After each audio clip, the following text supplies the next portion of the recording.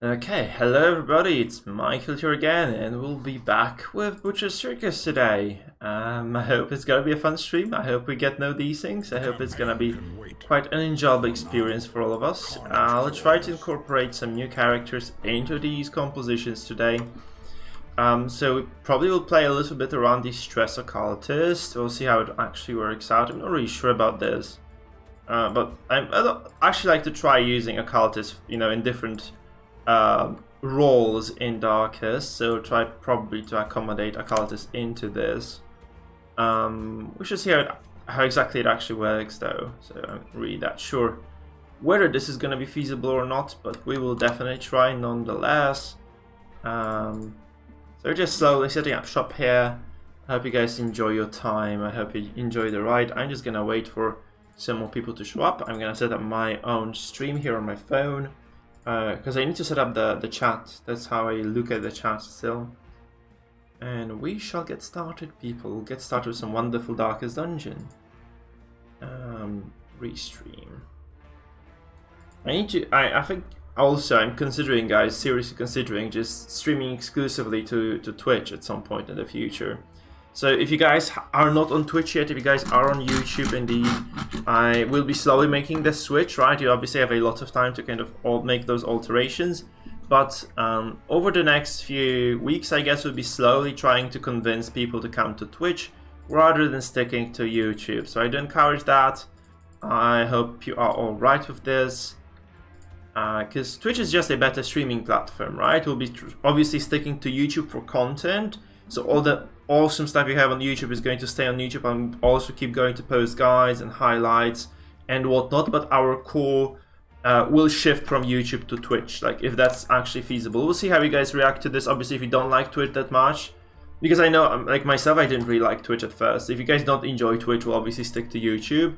But if you are, kind of alright with either of those, I think YouTube is just a better platform overall for streaming. Specifically, it's also a bit more profitable to me as a streamer, right? It just kind of gives me some more revenue, like potentially at least. So the subscriptions are better, and there's also sponsorship deals and whatnot. So that would probably be more optimal for me. But obviously, like it's up to you people what you do with yourselves. Let's just kind of get started with this. I'm just gonna have a look at my composition here. I'm actually considering doing some sort of a melee occultist comps, and we'll probably try doing the ranged, stress occultist as well today. I'm thinking of doing like an occultist day later on, so I think I need to practice the occultist before so that I don't look like a complete and utter monkey when we go for it, right? So I guess it should be better if I do prepare a teeny tiny bit at least. So we're just gonna strip this Handmaster of the finisher. These guys are Gucci, I think. Though I'm not really sure about this, because obviously the BH is good as like mark execution, but damn it, I'm not really sure if we want that. I think like getting an Arbalest, another mark character, like maybe a grave robber would even be better than this. Like, actually, maybe that's a solution. Maybe that's a solution to this. Just getting the occultist and the grave robber on the same team. That sounds interesting, doesn't it?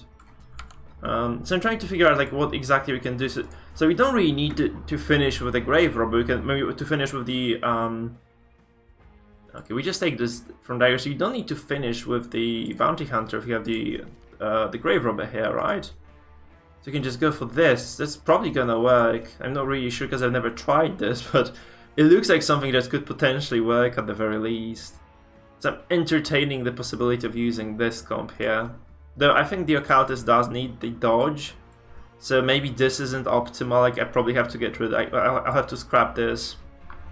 I might have to scrap this. Hey there, man. StarCraft user. Hello there, man. Nice to have you, man. Lovely stuff. I haven't seen you before. Are you new to the stream, or are you just like, is this a user handle from YouTube that I don't recognize? I think we'll do this, right? We'll just do this. So you have the invisibility. Maybe the pull would be good though. So maybe just, what do we ditch? Do we ditch the embrace? Because we don't have that reliable healing anymore, so it might be a good idea to just take the pull. Because that's the only way our composition distorts our opponents now. That might be a decent solution to what we are kind of going up against. Because basically like, this comp kind of substitutes the BH with the Grave Robber because we need some damage. And we substitute... Wait, I wanted to move her around. Okay. And we switch out the... Oh, lovely stuff then. Alright. Great stuff, my man. And we have the occultist because we just need some damage and some marks, and I think this is a decent setup that provides both. And she should be quite feasibly tanky with the dodge as well, I hope. I mean, nothing set in stone. I mean, that's very nice because it just gives you HP though, so... I'm in two minds about this. Maybe that's not the best solution. We'll see, we'll just kind of see how much we miss out on healing with this, and then we'll just go. Let's go, let's do it with this comp. So it's kind of a stun comp with the Crusader there, and we just use the rest of those characters to just dish out significant amounts of damage, and hopefully this dominates. Mr. Joseph, thank you for following on Twitch, my man. Thank you, thank you, thank you. You are like an old timer on YouTube, aren't you? Okay, go against the guy called G-Gaps. That doesn't sound compelling. Let's see what he brings to the table. I also need to go to my moderation settings on YouTube then. Okay, so let's see where the stakes are. I'm not really sure what exactly happens here. So he is also trolling a little bit, so maybe that's not terrible for us, right? Maybe it's just not terrible for us. I'm glad that we kept the vulnerability hex, because this is very good against the Jester, just marking with the hex and just, you know, moving forward with all those damage skills. It's always good to have that. Although we might have like some difficult Leper experience today, that's kind of on the cards, yep. Definitely on the freaking cards. Okay, we just try to eliminate the Jester, I feel. 63% doesn't sound great. This doesn't sound great either. We get the crit. Let's just stress him a bit, but that's not necessarily what we want here, right? That's not necessarily what we want here. What he does though is he actually messes up a lot with our formation here, so we can't really do the lunge anymore because he pushed out the Crusader, which is obviously very smart moves. You have to command this guy for that. He made a very, very good call here. You don't say bad, that's unreasonable though, so he kind of... I thought he was gonna do something smart, but he just didn't. We have the, like, we can still use the front dagger though, so it's not terrible, right? We can just throw the dagger at the guy, and potentially just, you know, deliver a decent chunk of damage with this. Oh, wow. But that's more than I expected, honestly. 24, that's very, very good actually. So I don't think anybody uses Grave Robber in the mark compositions, but I think she's very strong. So we might actually have to reassess the Grave Robber on the tier list if she performs here, like, as well as I think she will. Because it might be the case that she actually performs extremely well with this. Because this basically means they can scrap all the lunge setup for the mark composition, just use the dagger indefinitely, really. That sounds very interesting. Hey there, sis. Nice to have you, my man. Nice to have you here. I suppose we just go for the damage here. 58% doesn't sound great. Oh, I know, because he resisted that. Oh, he obviously dodges. Yeah, this Darkest One. Vestal? Vestal is very common in Darkest One. Vestal is very common. Leper not so much, but you know, people do this nonetheless. Like, okay, please hit this though. We have to go to 0 with this. 0 HP. Yes! Okay, that's very nice now. People very commonly bring Vestals to their Darkest One compositions. They don't really bring the Lepers. The Leper is kind of odd. Because Vestal is like a stun composition meta right now, right? So that she's quite commonly used for that very reason. She just does very well. Okay, he has 0 healing now. He has no healing here, right? So we can try to target down the Jest and maybe kill him very quickly with this now. Okay, so we try with the Crusader first. I guess we just move in with the Lance. Oh yes, and now we can actually finish with the lunge because he has nothing to save this. It's weird because I haven't, like, this first time we run this. I'm trying occultist in the mark composition, and I don't think it works very well, but we'll see. I think if you start, I'm trying different occultist compositions in here. So we're just going with this for now. We'll see how it works out. I think it's gonna work fine. Though obviously not really that sure about this. So we shall see how this goes. Haha. So this is like a very funky mark composition here. It works though. As you can see, it works. Yeah, this is a mark comp because I've just realized how much damage GR has with the front dagger, and we're just kind of trying to capitalize on this, right? We're just trying to capitalize on this. And honestly, it's just working quite well, so, you know, no reason not to be doing this. I think. There is no real reason not to be going for those moves here. We just probably focused on the PD. That's a very wonky composition, though, if you ask me, so I'm not a big fan of this. But then... if it works for him, it works for him. I mean, the crits weren't unwarranted though, because the Arbalest just has very high damage. She didn't need to crit that, by the way. She had like enough setup there not to, you know, be legally required to crit there. So it's not like we really needed that. Okay, we just go for damage here because I have a plan. And the plan is that we just force him to heal, or he just loses the PD as well. But yes, you were absolutely right. We got a bit lucky there at the entry to this fight. Like the opener was very favorable for us. So we took the Jester to 0 HP. He also kind of didn't have a way of saving this, really. Hello there, Shooter. Nice to have you, man. Nice to have you. Lovely stuff to see you people kind of coming around to watch the stream. I don't think he tried. I think he just actually gave up. I don't think he has a way of salvaging this right now. Quite honestly, I don't think he has a way of salvaging this at all. 8 to 13, I'm gonna go for it. Indeed, enough. As life ebbs, yeah, I think he wanted to get the finale, so... yeah, we just blew him out of the water. Yeah, it's really hard. I mean, it's a car without wheels right now. It's a car without wheels, not even the engine is missing. Here is the freaking wheels that we just chopped off.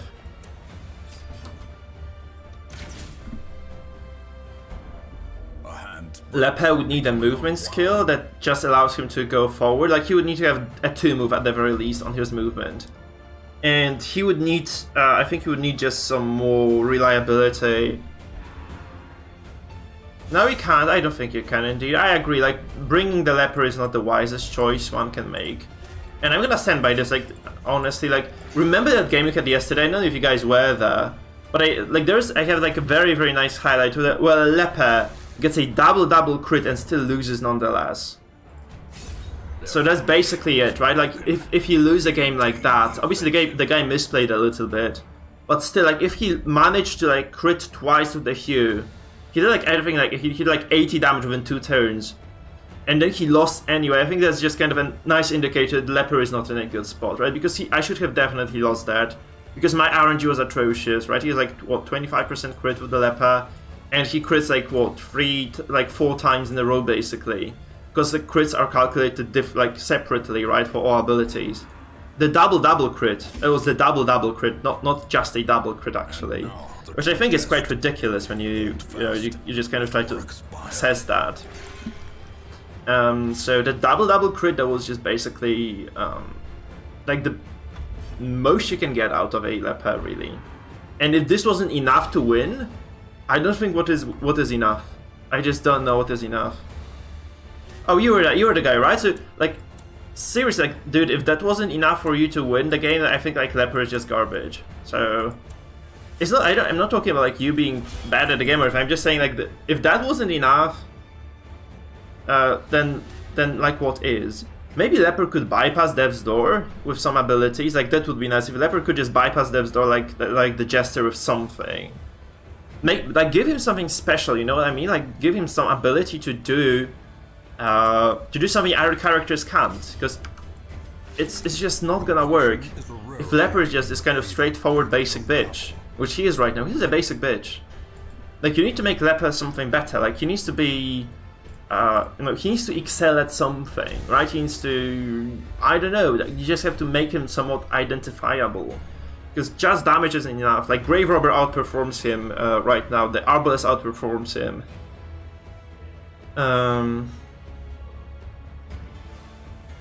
Yeah, okay, yeah, sis, that's right. Maybe that, like, if he could, like, maybe have, like, a weaker attack that allows him to bypass the Dev's Door. Maybe that stress attack could actually, like, allow him to bypass the Dev's Door in the following turn.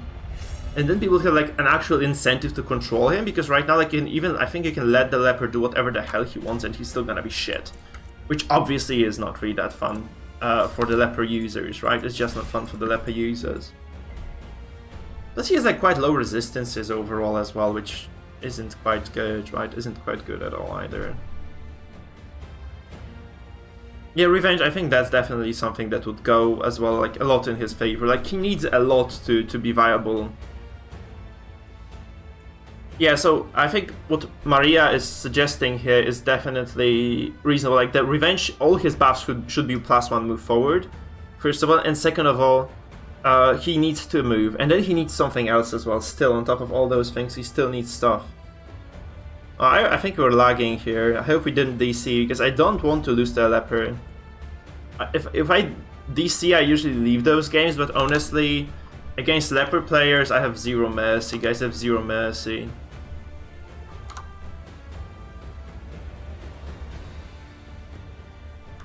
So I am gonna be relentless here. We're not giving this guy a win.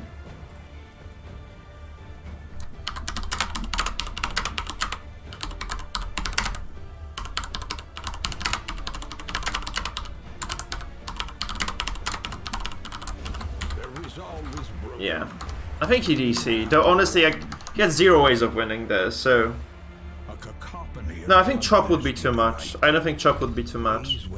That would be too much, because giving mobility on that basic skill would be actually quite overpowered. Maybe if you could Purge from 4th, that would be okay. If Purge could work from 4th as well as first, that would be fine. Like, so if you felt like if you were in the 4th position, then Purge would, like, kind of drag people forward. That would be quite ridiculous actually. So, not a big fan of this. Actually, this didn't work well. We'll just try this. So, I'm not a fan of the occultist in here. Like, I see, like, a lot of potential in this comp, right? I see a lot of potential in this comp, so we'll just try it like this. And since we're going here, we could honestly just try to take the uppercut as well, because that sounds fun.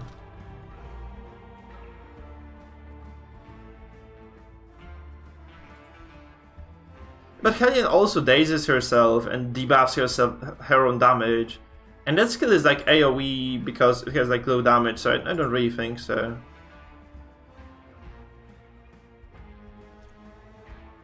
Alright guys, thank you sis for actually saying that, guys. We're trying to go for Twitch partnerships slowly. And I think like our viewership on Twitch would grow faster than our viewership on YouTube. So if you guys could just go to like kind of, you know, follow me on Twitch as well, it would be really lovely. So I'm advertising you guys to check out the Twitch channel as well as obviously staying on YouTube, because YouTube is an amazing platform, right? So we're kind of trying to, yeah, grow our Twitch, because I think it's like we have as many viewers as there are possible to get on YouTube right now. We are not growing at all. So growing on Twitch would be probably, I assume it would be slightly easier. So I recommend that you guys do check out my Twitch channel as well, which is basically the same. The rabble thrills to this. Oh, we're playing Joseph. Actually playing Joseph. Joseph, you better switch off your microphone. I mean, your stream, because I know you're watching. I know you're watching us. You know, volume out, because I'm gonna be commenting on the game nonetheless.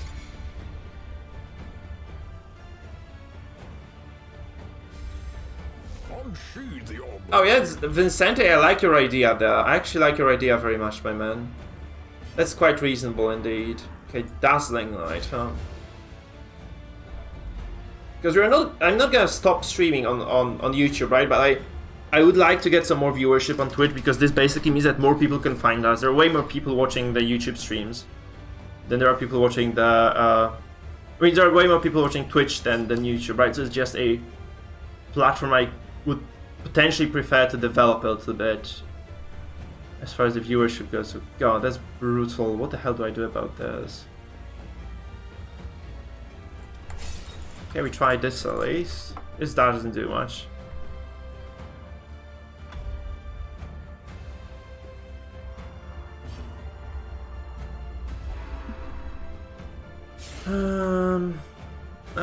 Well, we shall see how this actually pans out from here. I didn't mark because I'm stunned. Should have probably tried to mark that. Also, I messed up slightly here. We'll see how it actually goes from... We do get a stun on the shield break at least, so... We cause some disruption. That's quite a strange comp though. Like, this is dodge, dodge, and I wish I had my gesture. Like, I would say this is like, I wish I had a jester composition, really. Definitely that. That's definitely that.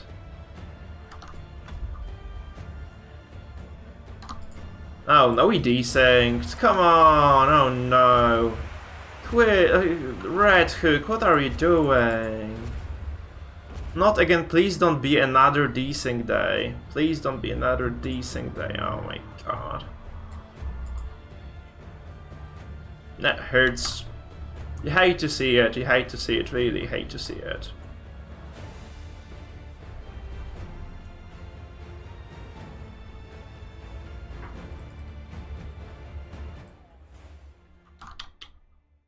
I wish they actually would finally freaking fix this. They should really do that, they should really try to fix that stuff. I don't know what they're actually thinking here.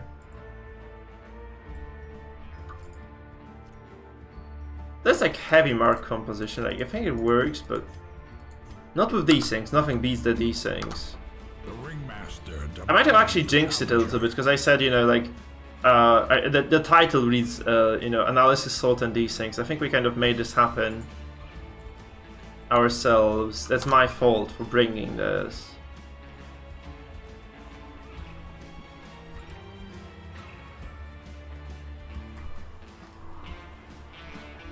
Yeah, I have done the dodge comp, and there are like, Nick, the thing about dodge compositions is that I can play one, we can try a dodge composition, man. But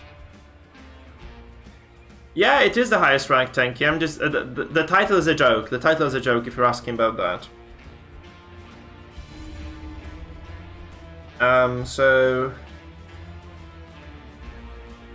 Chotil, yeah. If Leper could chop from 3, it would also be okay, but that's too much. Like you need to have some limitations, right? If he has insanely high damage, so maybe like if he had a move on revenge at least, that would be potentially enough. I don't know. Or he needs to have something that defines him as a character, right? Like makes him stand out. That's actually the issue of a lot of other characters that are struggling right now. So the Hellion, but Hellion isn't special in any way, so that's why she struggles. Or you know the hey Kylo, why are you tilted? These things are tilting you. What happened to you, man? What do you mean by bellow limitations? I think MAA is fine. Like, guys, if we didn't have MAA, I think the dodge compositions would be in big trouble. Sorry, the stress compositions would be in big trouble. I think like MAA is just necessary for stress to work. So you can't just nerf MAA because he's just a core. Like, that's like nerfing the BH. You can't do this, or like a half of the game just doesn't work suddenly because you just don't have a composition that, you know, you can actually make work anymore. That's the problem. It's 40 dodge. Let's go for it. Oh, he dodges the debuff. That's okay though. I really think like you can't nerf MAA, or you just stop making things work.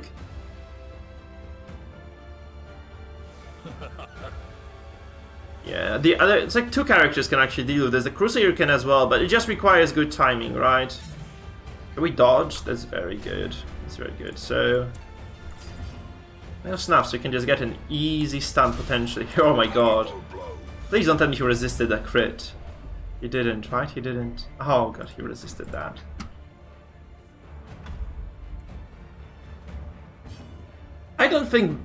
Honestly guys, no, I play all compositions in this game.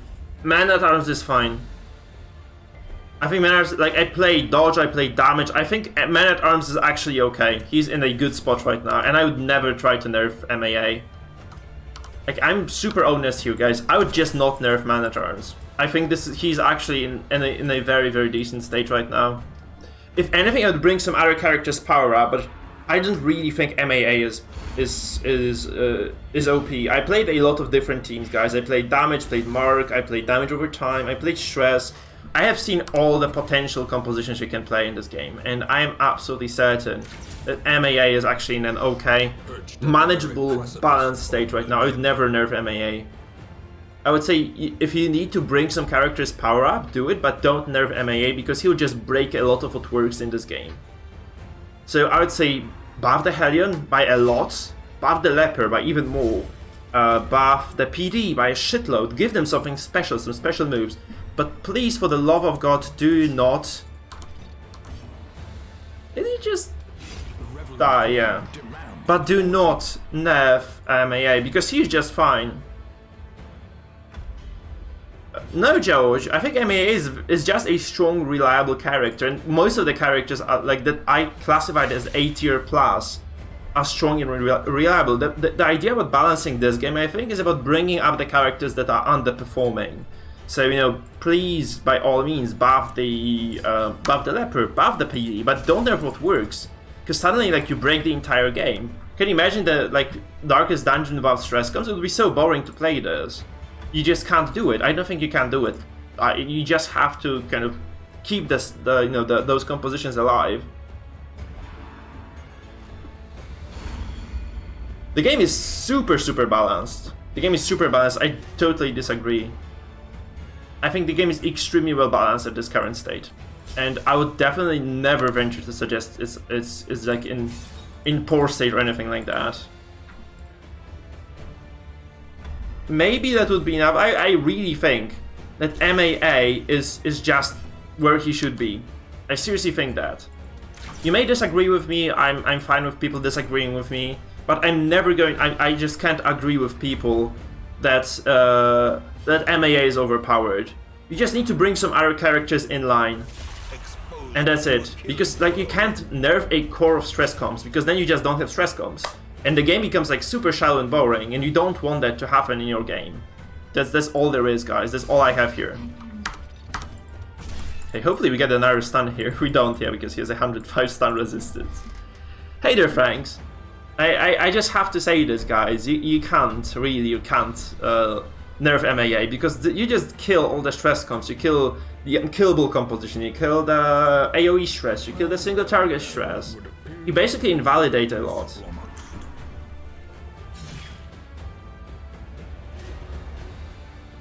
I don't think I would not touch stress. I'm gonna say this, I would not touch stress at all, completely. Just leave stress where it is, it's fine. Just buff other things. Buff the PD, sure, buff the occultist, buff the highwayman, buff the grave robber a little bit. Maybe she's fine, I'm not really sure about that one. Mortality clarified in a single strike. No, no, I'm not saying stress needs buff. Stress just needs to stay where it is.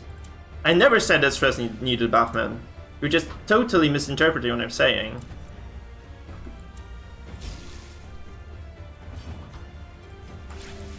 Death cannot be escaped, but it can be postponed. Shieldbreaker isn't paid to. I would not say that either.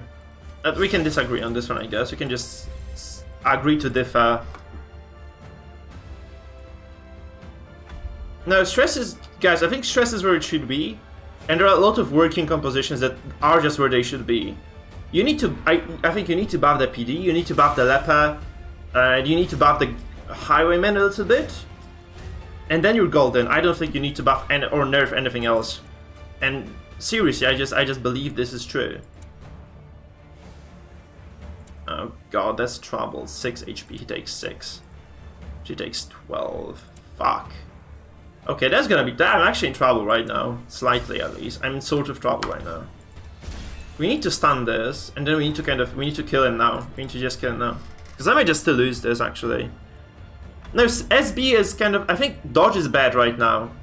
Well, I actually tried to buff dodge somehow. I don't know how. I was actually advertising to actually nerf dodge, but I actually right now I think dodge is actually a little bit underpowered. So I don't know what I would do about the dodge comps, but they need some sort of help right now. Oh god, that's beautiful. Though look, we stun him, we kill him, and I think this is GG now. I don't think that the Antiquarian has a way of pushing this game to the end right now. Anyway.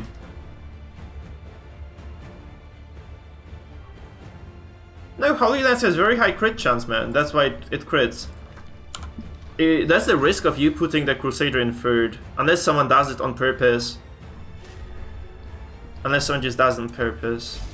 Oh, this is very nice clean game, by the way. This is very, very clean game, guys. So far, anyway, it's been going very nicely for me. Okay, we need to heal now. We need to heal someone who is indispensable here. Like, oh my god, we're gonna lose someone next turn. We're definitely gonna lose somebody next turn. Shit. I think BH is most important here for this composition. Though keeping the Arbalest is also very good. So I think I'm just gonna heal the Arbalest here. And hope that, you know, she doesn't kill both the GR and the BH here. Blinking red health bars, please don't kill me. Please, okay, she didn't kill anybody, actually, okay, that's over now. Good night. And especially I can just pull her and stun her now, right? That's the nicest part of this. I can just pull her with the hook, stun her, and she just dies next turn. So that's the nice part. And I also can crossbow her in the face. So we just go for it. Now we just stun, we just smash, and she is super dead arena. Oh my god, we actually don't stun this. And that's gonna be trouble now, because I really needed that stun to go through. In fact, I didn't account for this, you know, for the possibility that it might not work. I just assumed it would always work.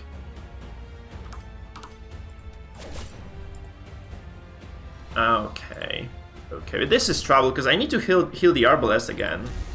Unless I want to risk it and just heal them, I guess. Healing the Bounty Hunter would not be that silly of an idea. Right, but no, I can't concede the heals. I can't concede the double healing sources. I have never played Soulsborne though. No, it's not flawless, but that stun just didn't go through. It kind of fucked us. Okay, he gets the deadload. He just kind of, I think that's his.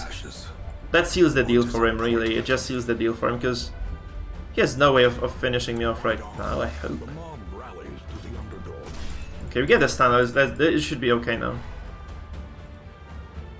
So we get like a bolt to the face, and then we just execute either this turn or next turn. What he could have done is just go invisible there, and maybe just... Oh no, we actually don't get the execution here. Man, this freaking Antiquarian is just driving me nuts. Is she dead? She dead though.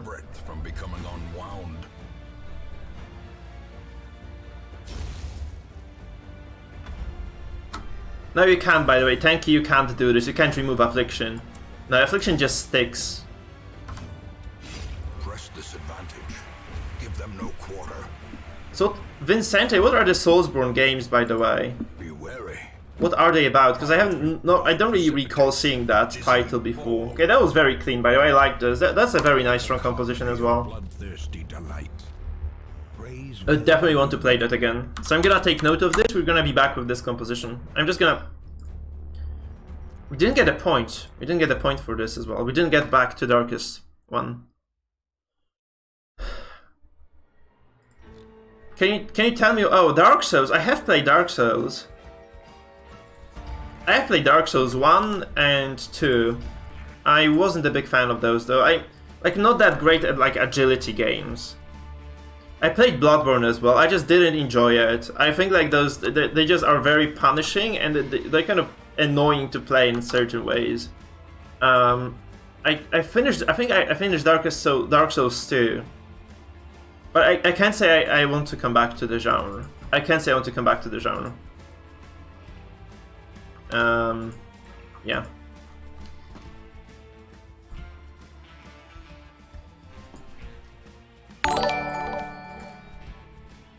Hedgex Gaming, welcome to Dungeon, my friend. Welcome, welcome, welcome. Lovely to see you. Sis, please bring the spam for the Discord and for the Twitch. We're trying to, you know, bring all the people together for the Twitch as well. So go ahead, you have all my encouragement to start spamming those links.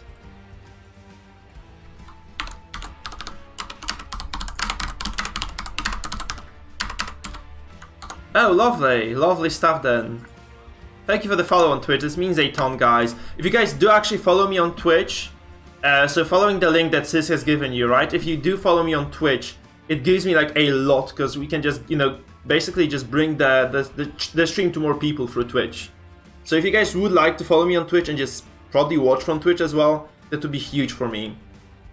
Right, because, yeah, that's gonna be remarkably big.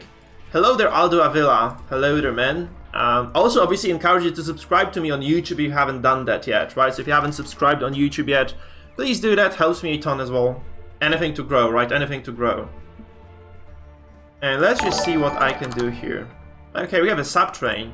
Tinhard, a follow train. Thank you for the follow on Twitch as well. Welcome to Dungeon on Twitch. Welcome to Twitch Dungeon, I guess. Lovely stuff, my man. Lovely stuff. Okay, what do we do now? Do you have any ideas for playing this this thing that we have here?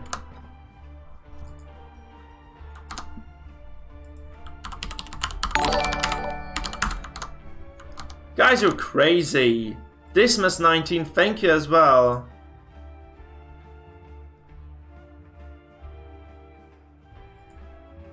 Thanks, guys. That's super helpful. If you do follow on Twitch, seriously.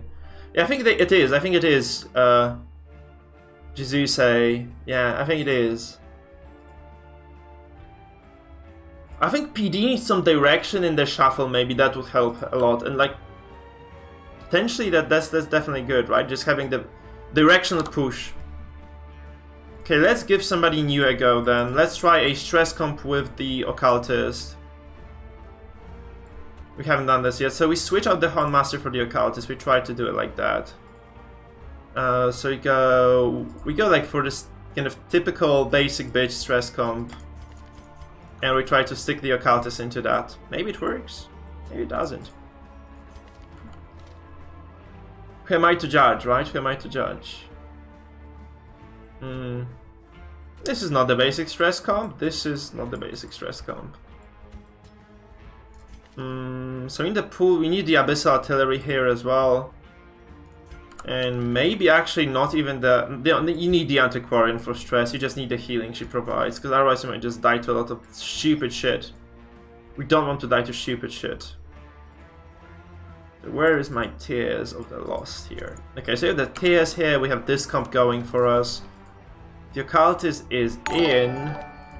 Man-at-Arms is in, the Abomination is in as well. Thank you for the follow, Aldo Avila. Oh, you have subscribed to YouTube. Lovely stuff, man. Thank you for the subscription, YouTube, man. Much appreciated. Seriously, much appreciated. Guys, I think you can go forward. Like, go ahead and just... wait, we need to make the changes here for those characters. So you can't be using this setup. So I need to... Oh my god, come on. What's going on?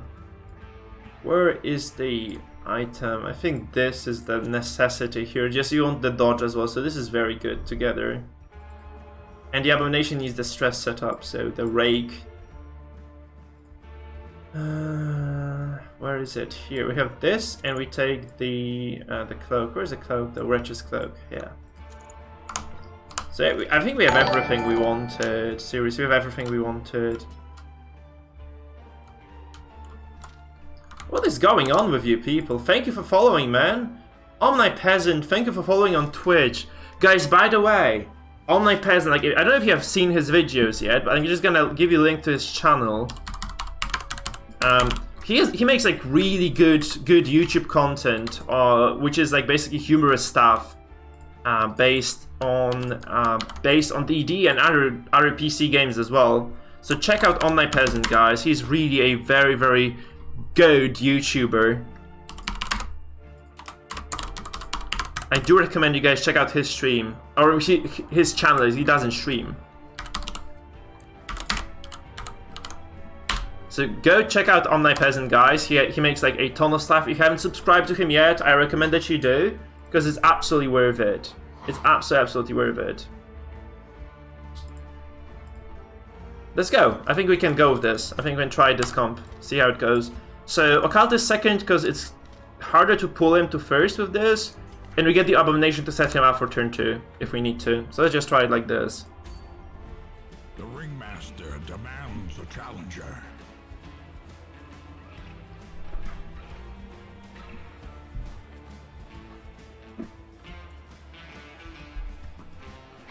Thank you, Cherry. Thank you, Cherry, as well, for your kind words. Inviting people to join the Discord. You should join the Discord as well.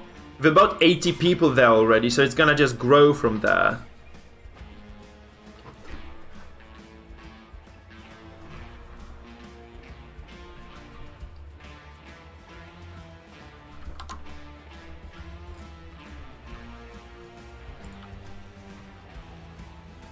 Let's see what we get. Let's see what we get.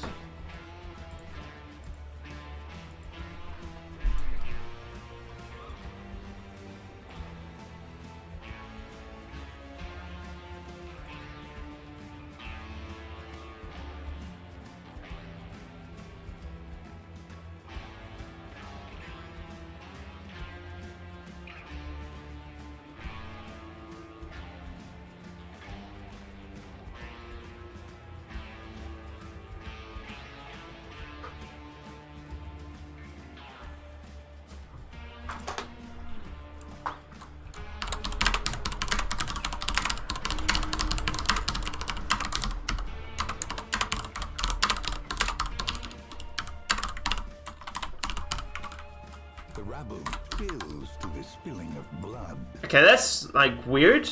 We're matched with like way lower ranked player, guys. Lovely stuff, man. I'm happy, says that your finger has healed. Jesus. Sever the vein. And yeah, I did cut myself like once very hard with like a bottle etiquette. Actually, that was the most painful thing. I didn't know like they could actually cut so deep, but they definitely can. They definitely can. Okay, does he have the move resistance? No, he doesn't. But you have 0 movement skills on the album, so that's kind of a tough one for me. We transform and we try to push out the Leper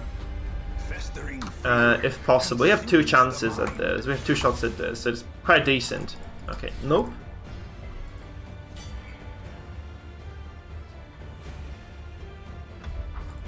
Thanks, Vincente. Yeah, it's working very well for the community. I think you people are like very consistently showing up on the streams as well. So that's like a lot of you contributing here. I really like that as well, that you people are actually so nice and you do show up very commonly to the streams. Okay, what we do here, we pull the Harryman, so he please work. So this means that we can also just pull the Crusader next turn, and the Leper is out of position then, right? Which is very good for us. So even if the push with the Abomination doesn't work next turn, we can still do something else to the Leper. Why does he chop from the get-go? He should be buffing up. That just doesn't seem like something a reasonable human being would do. That's a very weird Leper comp, by the way. It's a very weird Leper comp. Wait, I recognize this guy. I've seen him before. Cherry, thank you for following on Twitch. What the hell? Now you do this? After all this time? That's severely disappointing. Okay, let's just keep going with this. Let's just keep going with this. So we've disabled a lot of what he wanted to do so far. I think that's just a good thing. We should just keep it up right now. We should just keep up the good work. Yeah, time to chop. Time to chop. I don't understand why you don't buff Revenge. He just really was asking for it here. Why would you do this either is beyond my comprehension. I mean, yeah, he doesn't want me to damage him, that much is clear, right? But, man... Let's try again. Let's try again with the Leper. Oh, whoa. Oh, he doesn't fly for the second time. God. That's kind of unfortunate, though. That's kind of unfortunate.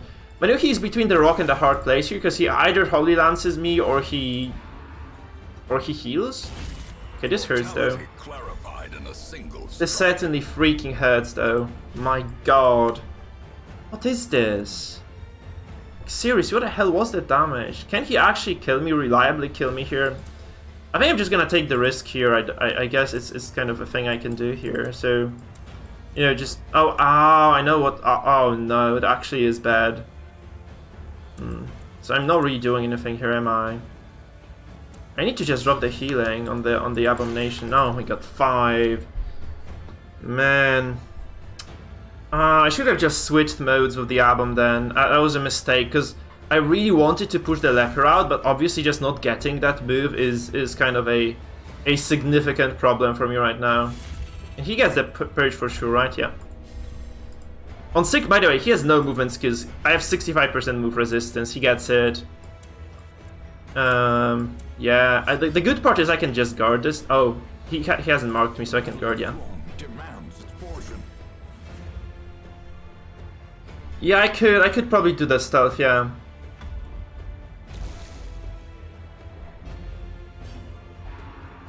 Yeah, I could have stealthed this. That's absolutely a valid remark. Yeah, I could have done that. I need to drop some healing though. I should have dropped the healing before.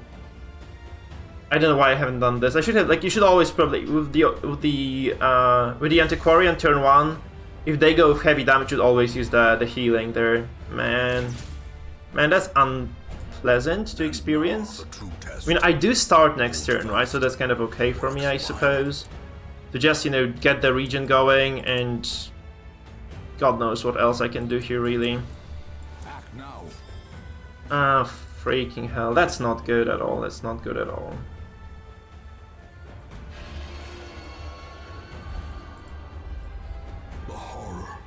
It's 28 stress per round. That's the nice part. The bad part is I just need to move out of the beast form now. He still hasn't used revenge either. He has it, he just hasn't used it. That's quite strange, in fact. We probably lose the occultist now as well. That's kind of the saddest part of this all, of this whole situation we have here. So I don't need to go out of the beast form now and just move forward, right? I just need to move forward.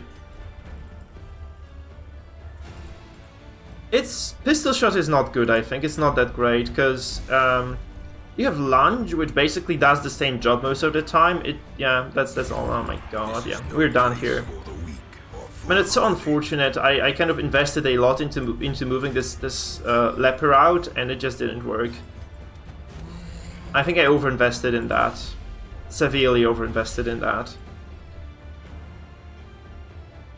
And that's so much trouble right now for me, because, yeah.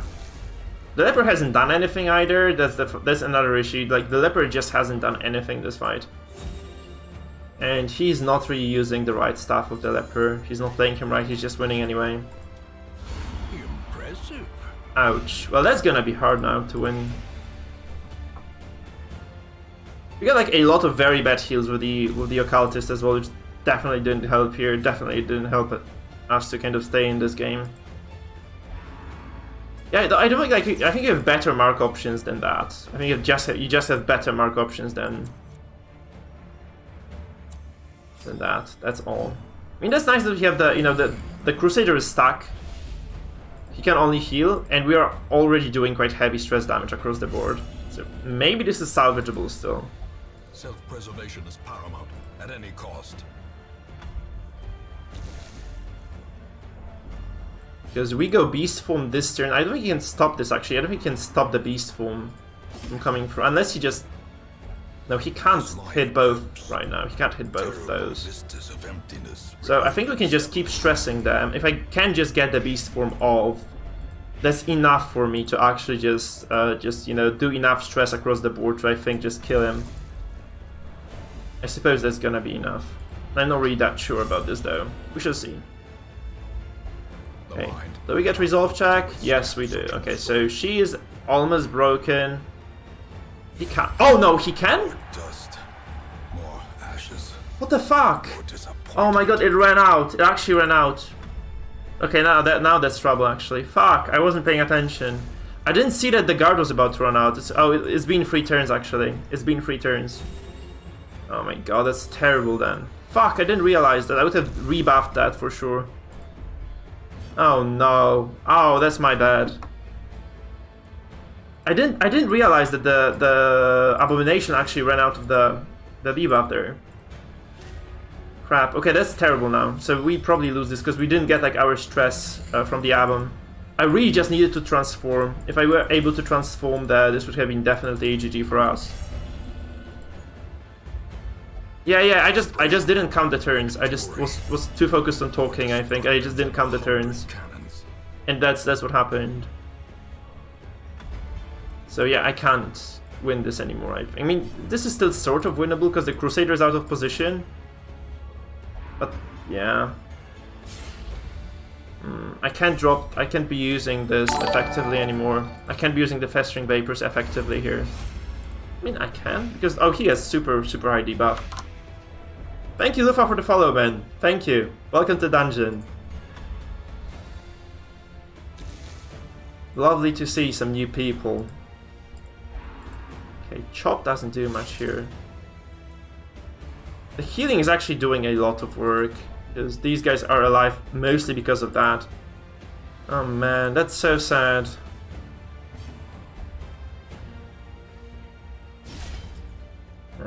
Oh, we get a stun. He self-stunned himself though. That's very good for me.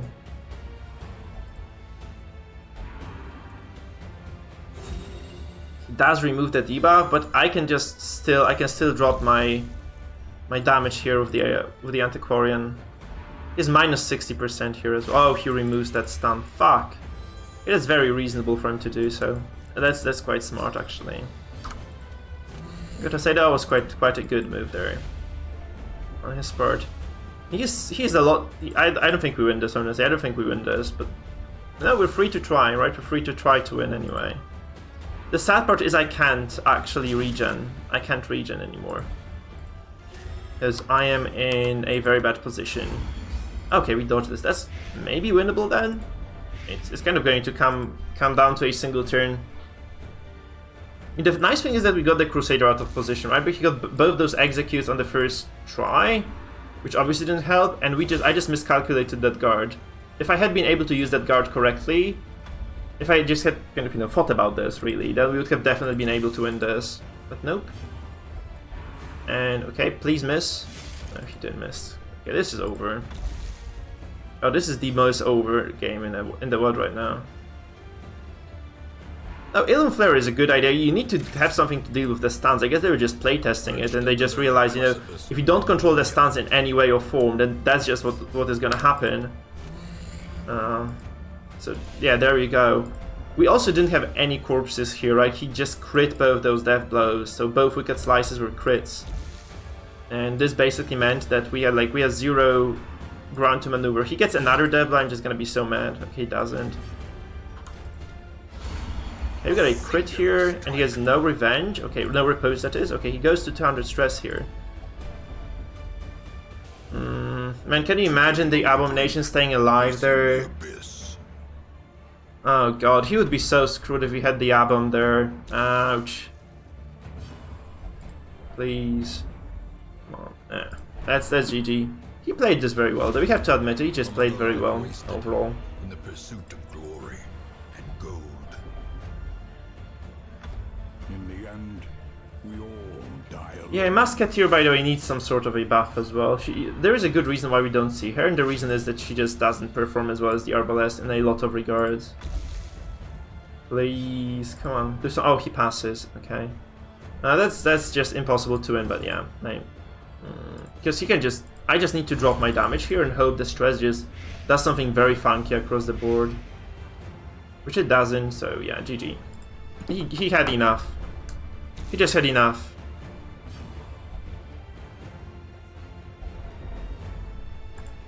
Okay, get heart attack. Chain maybe? No. No, dead.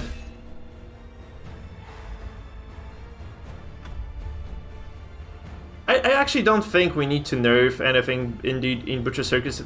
Answering to Lufa, as far as balance, they just need to buff some class, so I'd like to see some buffs. And, I think we have enough trinkets right now. I think more would be a bit too confusing, though we could obviously use some variety. Maybe a Leper could use some interesting stuff added to the existing trinkets, that would be very nice. GG to the guy, he played well. I just played like garbage here. Also, occultist not the brightest Crayon in the box, we could say. It was mostly my misplace here. I just got obliterated. Return? I did miscalculate that freaking. That's quite sad. This little miscalculate there on the guard meant that I lost the album there. So overall, not a big fan of the occultist. Really, I can say I'm a big fan of the occultist so far. Maybe the healing item would help a little bit, but god, that was just kind of unsavory. Like those heals were very, very low for us. Nothing really worked. That wasn't pretty at all. So we just maybe drop the Hex. We just go for Stygian, Demon's Pool, Abyssal Artillery, and yeah. But I feel like the stealth is actually good only if you have some sort of focus stress damage. Because, you know, it actually adds a lot of stress dealt.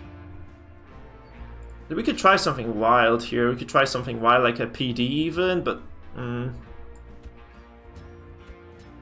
you can probably try this, right? It'll be quite unorthodox.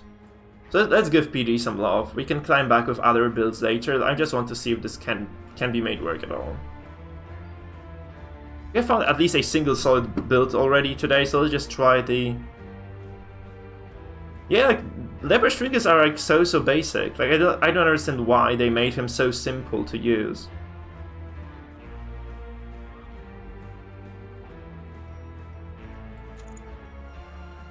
God damn it, what do I take on the PD at all?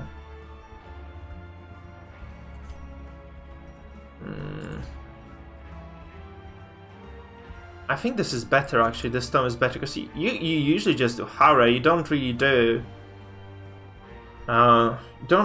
like basic stress with the occultist. You mostly do like focused horror there with the pool and with the abyssal. Sis, what the hell do you use on the PD?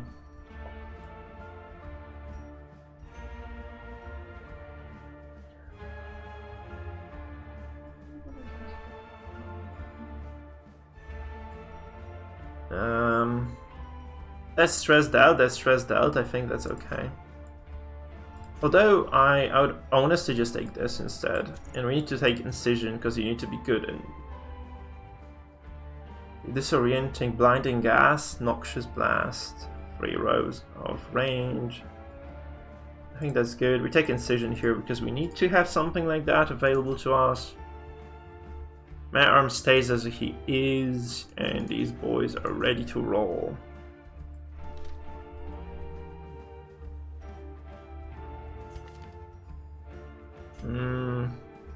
I need plus accuracy, but I can't have like super squishy PD. I think I need this.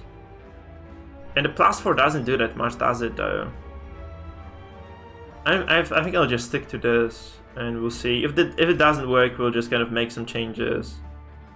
Yeah, 1 pull and this comp is really donezo though. And we try to just go first. We try to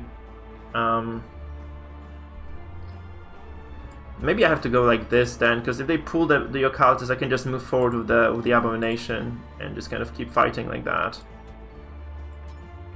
Because yeah, that's the reasonable way of doing this.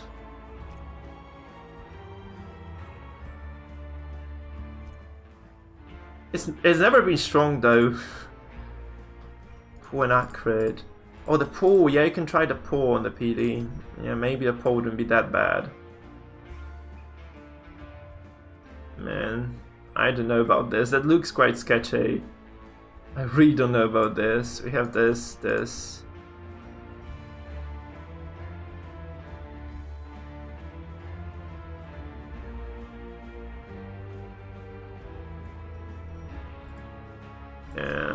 We'll try this. Okay, we're trying to figure out what you can make work with stress. Yep.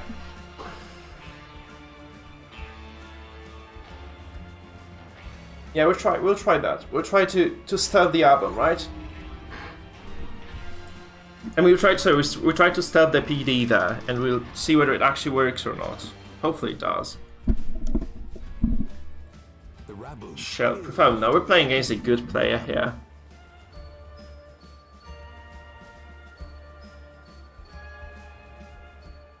I think occultist is like D tier actually. I'm just slowly losing faith in him, but let's see, maybe he proves me wrong. Oh my god, he doesn't.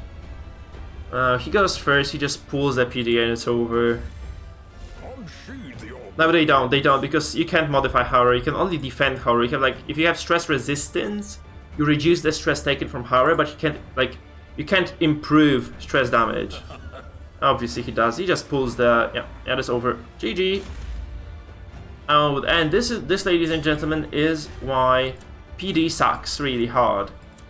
Because that just happens and you have no recourse in the game like this. I don't know what to do right now, I really just don't know what to do here.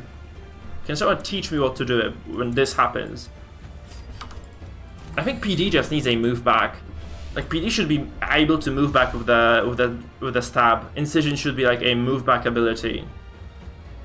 That would be enough. I think that might just be enough to salvage PD. Because like PD is a freaking train wreck. And that's over. You just need to go first with this comp to be efficient. You don't go first, you lose. Automatically you lose the game. I know why he does the ballot, you have 0 dodge here.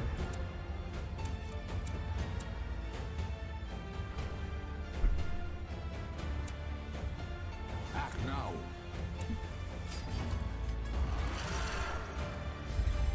Festering fear consumes the mind. Again, I get super shit on here. Yeah, maybe Rampart could help, yeah. Tanek, yeah, that's not a bad idea. Oh, sorry, Omna, yeah. Maybe Rampart could actually help. But, like, you know, you don't want to waste your bellows. I think losing a bellow is the worst thing you can have happen to you, right? Like, if you lose the bellow, it's just super bad for you from there. Oh my god, we missed both artilleries here as well, my goodness. We have a lot of accuracy and he just dodged both. Crap. Okay, we're super shafted here as well. No, we're not coming back to. I think we're gonna do occultist day because occultist is just hot garbage. I didn't realize how bad. Oh my god, these guys are. They're just trash. Yeah, they're just complete and utter trash. Holy shit. Like low accuracy, vulnerable to movement. I didn't do incision, no, I did the shuffling, I did the disorienting blast, it just didn't hit anybody. It just didn't hit anybody. And this just...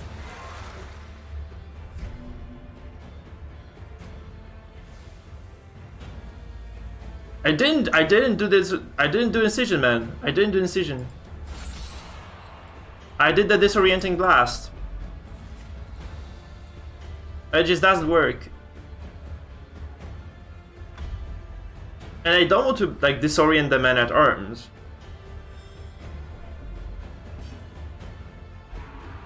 Oh good lord, that's terrible.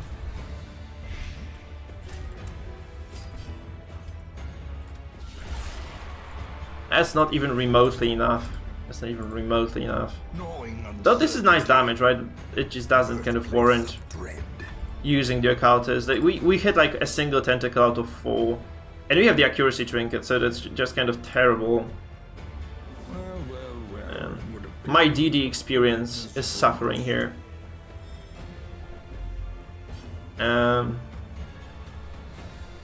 mean, he doesn't have the best comp in the world, right? That's not the best composition in the world, so... maybe that's salvageable. Let's see.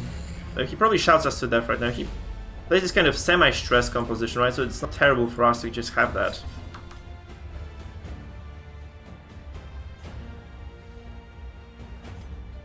I have no targets. Because the PD is just pathetic at hitting stuff.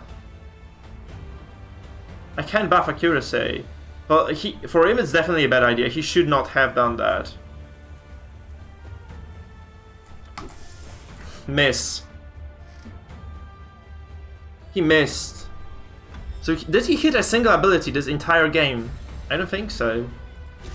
I don't think he did actually hit anything. Like, you could buff command, right? You could buff command, maybe. But then I lose my bellows, and bellows are like the most important thing to stack for me, because he just has no damage without bellows. with the bellows on. So I don't think it's reasonable to drop this command here. I just think I just have to deal with the stress damage. I just need to do enough stress. But this PD is just pathetic. No, that's not a good thing. Like, you can't have a composition that banks on going first. Like, you can't win if you go first, because you lose like 50% of the players, because like 50% of people use either a shield breaker or a bounty hunter. No. Like, how do I zero grudge the MA here? How I can't even target him. So how do I zero grudge him in like that just doesn't sound like a thing that is feasibly doable here. Okay, we hit something, look. That's fucking fresh. Returns even the boldest gaze. Man, this doctor is just going on a chopping block. I don't think this is manageable to... I don't think he's like usable. I mean, granted we just bumped into a heavy dodge composition that's not the strong suit of the deck. I just don't think he does enough. Yeah, maybe that's feasibly winnable for that reason. Like, we can probably do something because of that, but man, look, he hit something. First time.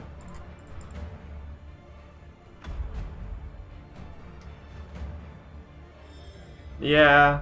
I think I'm slowly winning this. He hasn't done much yet anyway, so. I don't think he can pull anybody, like he just has to try to focus someone down. He's taken so many bellows to the face that I don't think he can actually do much. I just don't understand why someone would take the PD over Antiquarian, because Antiquarian just does everything better. I think Antiquarian is the reason why PD is shit, by the way, because she just has a move back ability. She has reliable blight damage, she has reliable healing, she has everything that PD just doesn't have.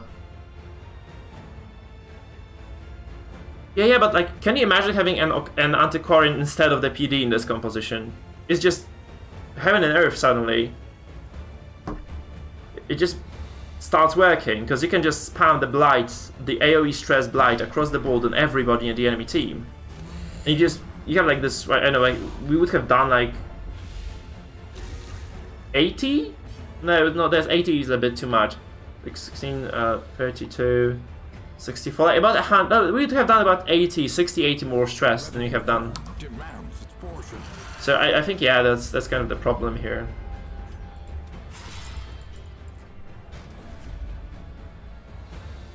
And yeah, PD would need way more accuracy to be feasible. I think it just needs more accuracy, or maybe this should be a stun, but stuns are already overpowered. So I don't really know what to do with the PD. I really don't know what to do with the PD overall.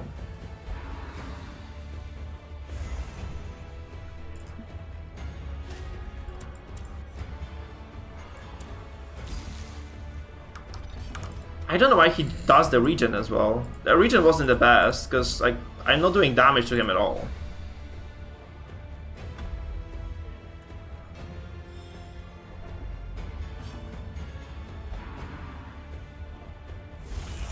Death waits for the slightest lapse in concentration.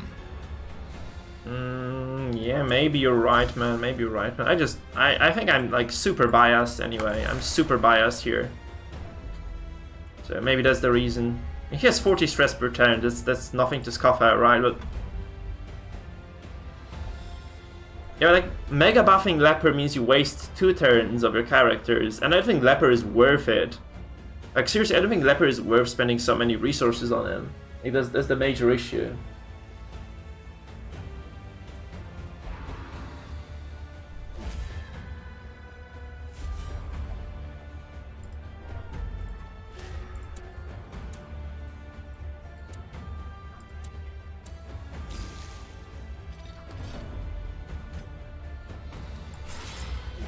One damage, yeah.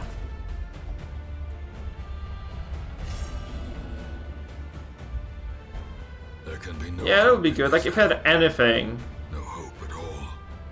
PD is just exceptionally underwhelming. I haven't been so disappointed in a character in a long time, actually. I think Leper is better than PD.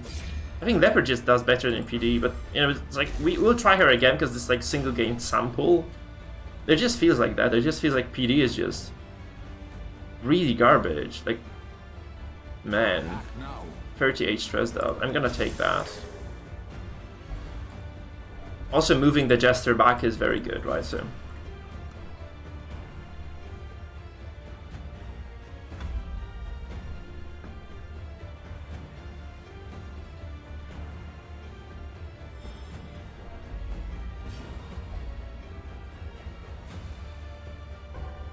Okay, we get a pass. That's very, very nice overall. Should I stealth it? Seriously? I don't think this does enough. 50%. I think this does more. I think I'm just gonna keep artillery. Oh no. Okay. Yeah, it was a good advice in retrospect. That's my bad, sis. Yeah, you're probably right about that. I really wanted to drop like a little bit more stress on the backline, but it just didn't do enough. So, yeah. Like, once it misses, you can be smart-ass about this, though. Frustration and fury. Like, sis, yeah, the thing is, like, if you think from retrospect, it's always a better plan. If an attack double misses, then sure, it sounds like a better plan not to do it, right? That's just what it is. Facing the abyss. I can't heal myself because he's garbage. Like, if he had like a bit more versatility with one of those skills, seriously, that's all he needs. I don't want to kill myself here too, so... Oh my god. What a fucking fiesta.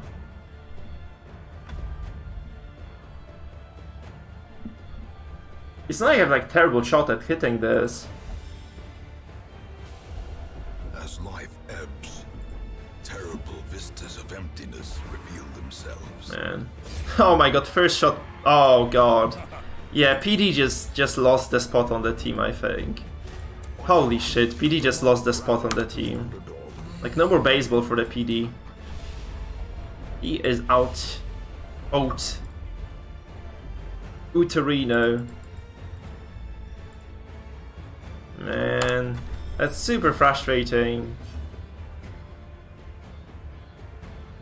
That's not good experience for me so far. I mean, if we can prevent the Jester from actually getting the finale off, that's gonna be okay.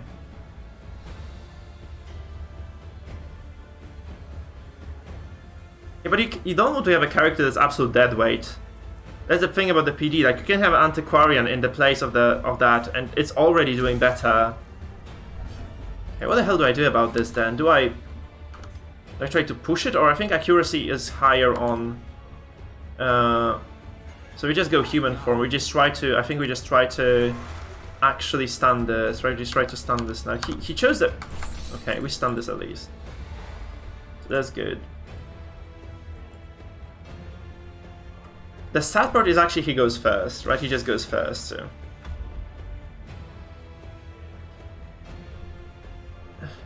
Yes, but can you imagine actually... Okay, he has a... Oh no, he skips the heart attack there. He skips the heart attack there, actually. No, for now he hasn't been used yet, nope. He dodges! No! Oh no, he actually dodged that.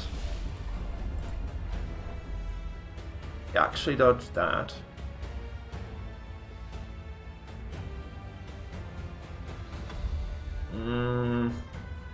Oh man, that's so unfortunate. He would have died on this turn otherwise, but probably doesn't die anymore. Like, I can try to... What can I do with this actually? Shit.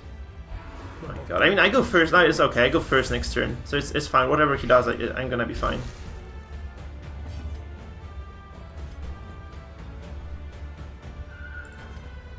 I guess I just freaking Demon Spool this? Or do I just drop the invisibility on the MAA just in case? I think I might just give him Invis here. Because I don't want to take some extra damage from this. Because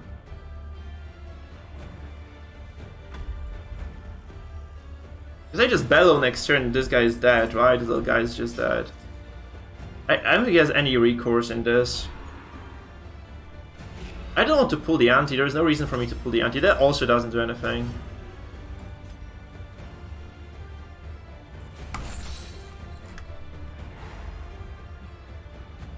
Because I go fast next turn. Yeah, there's... It does. And now the true test. Hold fast. Okay, she also passes. No, there is no finale because I just go bellow this turn. I just bellow this and he's dead. Yeah, it's terrible. This composition is terrible. Like, that's because PD is a terrible character.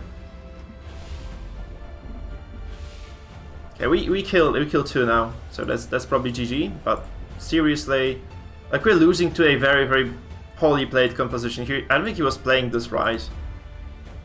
Although he kind of, that's the problem of the comp he's using, right? This is Ludwig's advanced comp and it just doesn't do well against, like, you know, AoE stress. So despite all the dodges, it just doesn't have the damage needed to actually take you down.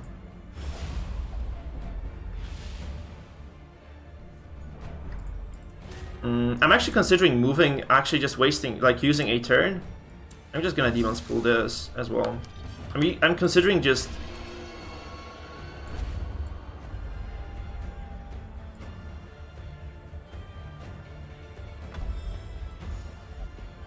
Okay, we're just doing very, very well right now, aren't we? I might move the Abomination, but I don't think this makes sense. I think just using him as a stand bot is just more... I don't know, I need to... never mind, I'm just gonna move him back. I'm just gonna move him back out here. Because the death kill, like, killing blow of 25% is just very, very low of a chance. I can't believe we're actually winning this, but this PD is just... No, I would not touch Abo. Again, I don't think Abomination deserves any sort of balance changes. I think Abom is okay where he is, and I would never change the Abom in any way or form. Mostly because I just like the character. But honestly, I think Abomination is just very, very well-rounded. I think Abomination is just a well-rounded character. I would never want to see him change there for that reason. Maybe, but I don't see, like, occultist being any, like, I don't think occultist is actually better than the Houndmaster. That's my issue here. And this just means that I just don't think I'll be using the occultist that much, because I think he's like D tier. I think occultist is D tier as well. Oh god. I think occultist is easily D tier, right? I thought he was better than this. I think actually thought the occultist was gonna be decent.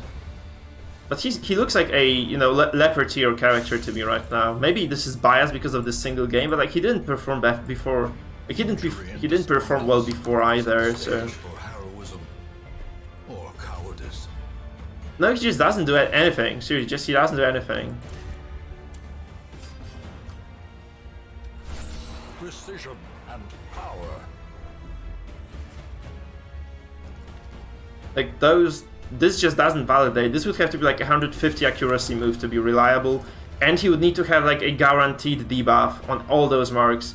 If this was not 100% base debuff, if this were like 150% debuff, then this would have been okay. But I think he's like, right now, he's just absolutely bad. Like, I think he's one of the worst characters there are still. I think I misplaced him on my tier list. He should just go way, way down. Edition at least promises success. A cacophony of bloodthirsty delight. Praise well earned.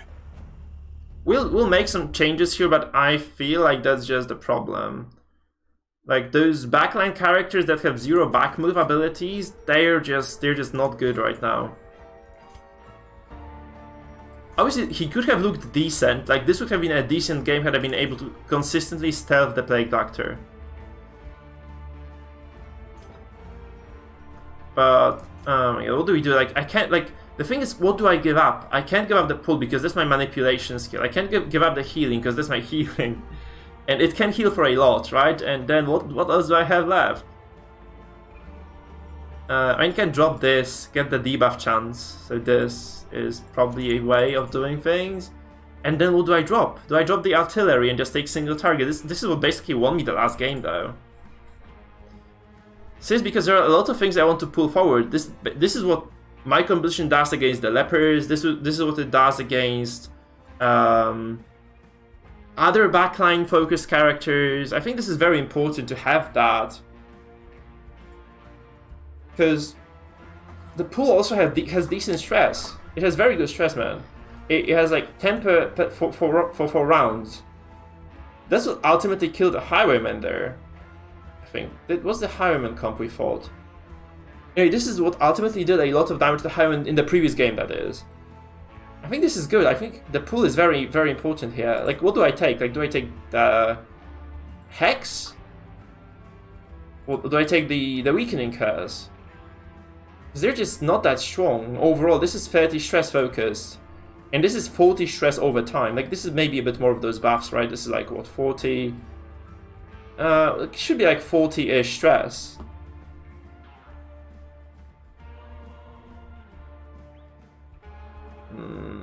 Okay, let's try this. I'm gonna trust you on this, sis. I'm gonna trust you on this, but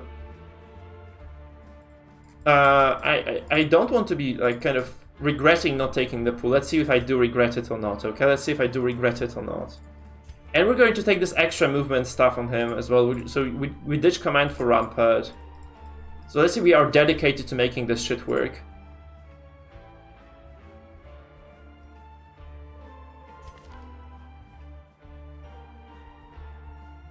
Yeah, you're right. That's a good point, right? Taking this actually allows you to use things aggressively. So I think we don't need this then, because we have so many other skills that the hour duration is not relevant anymore. So we could take the dodge. We could take like some bonus stress damage. I don't know. We can take the bonus stress out and just like go for hard stress. Overall, that would probably be good, right? This would probably be good. But it's accuracy for range skills. Do we want to ditch the tome then? Because we lose a lot. Yeah, let's try the mask. And the Hand of Glory, right? Let's try this. And this is probably optimal because he just doesn't die so easily with this. I think he just stayed alive very long with this item.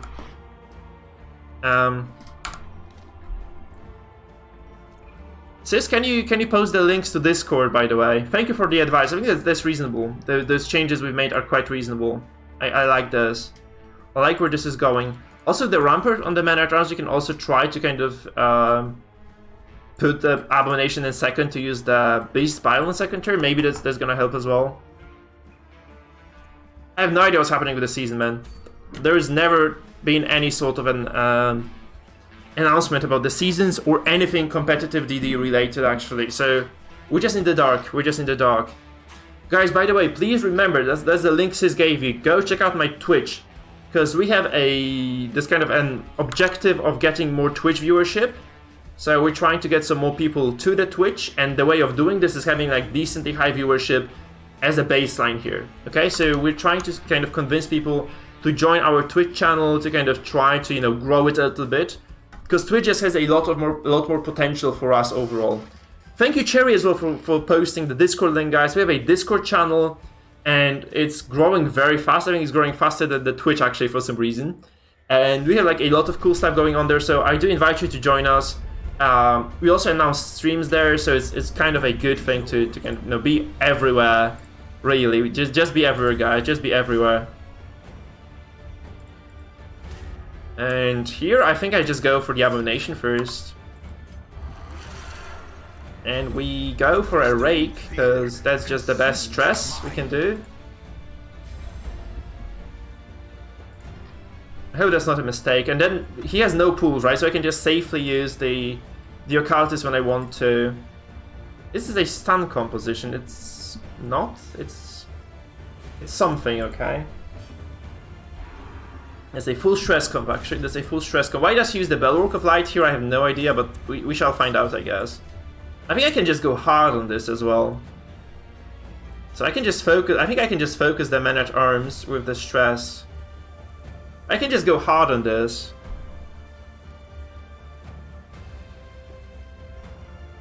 I wanted to go Abomination first because I didn't want to get stunned. But he has no stun here, actually. He just has no stun, the Crusader.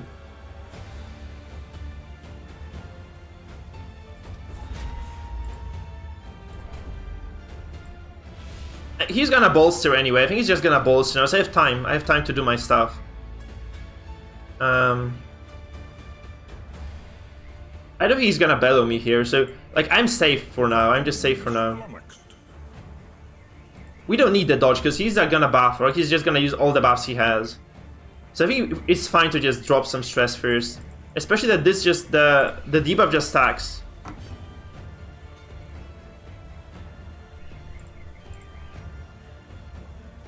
I mean, I just checked the accuracy of this. I did this on purpose because we had just very low accuracy here.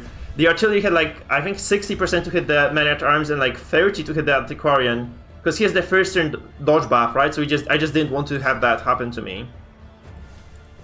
So I just decided to use this instead, just to do some focus stress instead of doing 0 stress, because the odds were I was just gonna hit nobody here with that.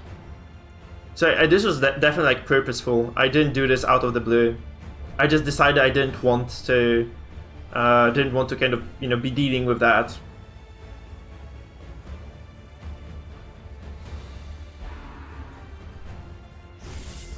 I don't think so.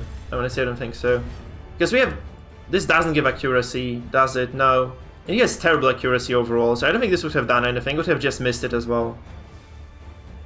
65 and 40%, that's just not gonna work. Look at this, it's just gonna miss both. Oh, it hits one. I think it would have been a waste of stealth, because I can just do it now. I can do it second turn, and this gonna be way more efficient then, or way more effective if I do it right now instead of doing it, you know, with delay. I mean, doing this like first and foremost, like I think this was the objectively better play here. Because we hit most of our stress attacks there, instead of just hitting half of those. So I'm just gonna do the stealth right now.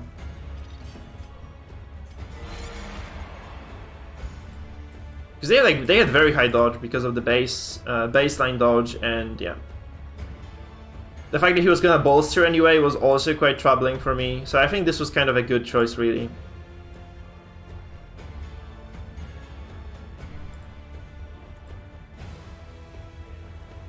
Because he had like 40 base dodge here. He had 55 dodge on the Antiquarian, right? He had 55 there. So like the ability, like it was highly dubious I was gonna hit both. Now it's it's slightly more likely, I guess, because he lost the first turn dodge buff. So yeah. But what accuracy trinkets do I get for him? Like for her, like I don't really have many good choices. I could take the Monkey Pope, perhaps. That's potentially one of the things I could do. Man, that stings also. That damage is very, very high.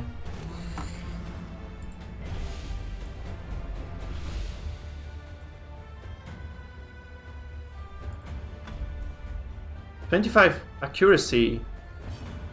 How do you get 25 accuracy with yours? That's kind of weird. Man, we're gonna get smashed by this guy.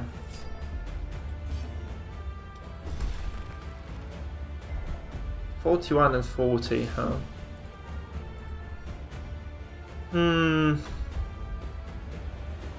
That doesn't look that good for me.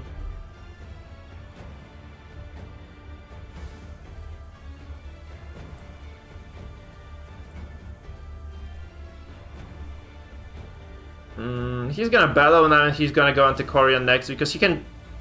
Oh, no, never mind. He can't kill me. Actually, he can't kill me here, so that's okay. He can't kill me here. He is afflicted. Like he's heavily afflicted on this man-at-arms. At least that's good. We also dodge a lot for some. That's very weird. Like those dodges were strange. Very, very unexpected. I didn't see that coming at all. Man, the freaking problem is I can't really... If I want to keep the Abom alive, I just have to heal with the Abom, don't I? Such a terrible assault cannot It's so weird. I'm taking so much damage here with the Abom, actually. I have to heal this now. I just have to go back to human form and heal this. Oh my god. Okay, he goes to human form anyway. I just have to use the... Please don't do anything stupid here though. Thank you. Because I think the core here is that I do actually use the transformation again, if I can. But he's gonna stun me with the... Is he actually? I think he's gonna stun me, yeah. It's weird, because he's playing a stun comp, a stress comp, but he doesn't use the... It is a stress comp, right? He's not using the right stuff here on the Abomination. I think that, you know, the amount of pressure he has doesn't kind of warrant what he's doing with this. He's doing like a combo of stress and damage, I suppose. So he's just trying to focus my Abomination down. It still does a shitload of damage as well. Fuck. Come on, what the hell is this damage, actually? That's very, very high DPT. Oh, he refuses this. Oh no, that's terrible for me then. I can't stealth either now. Oh god, that's very unfortunate. We lose that. We just lose this now. That's very, very unfortunate. So volatile plus pull. Acrid. You said acrid was gonna be good. Okay, I can try volatile plus pull. Yeah, but that's... Oh my god, that's so bad. What the hell do I do? I can't prevent this death anymore. I can... Oh, never mind. I can just... I can try to sacrifice, just drop the battlefield medicine here. So we don't take bleed damage either, but I think we just lose the Abomination anyway, so that's kind of... How is it good? It does free healing. And I just drop to 0 anyway, like right away. I don't think it's good. Like how does it help me? Because I just lose the Abom anyway. If this were to heal like 10 HP, then it would have been okay, but when it heals like 0, it's just, you know, taking you off death's door, but that's it. I don't think that's good. Honestly, like for an entire move wasted, it just doesn't do enough again. It just does, like, those skills are just super, super undertuned. How is it great economy? Because I did, like, that's a turn I didn't do a stress on. I didn't do any stress damage on, right? That's the problem I have here.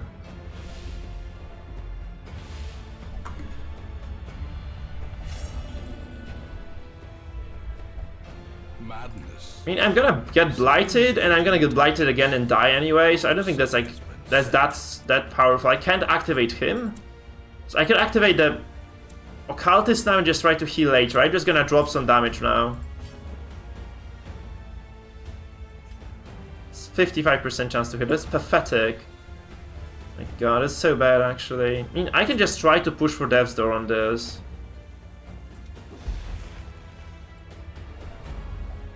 So maybe this pushes this guy over the edge and just kind of gives me a little bit of pressure. But honestly, I just don't know. I don't think that I think Houndmaster is just ultimately better.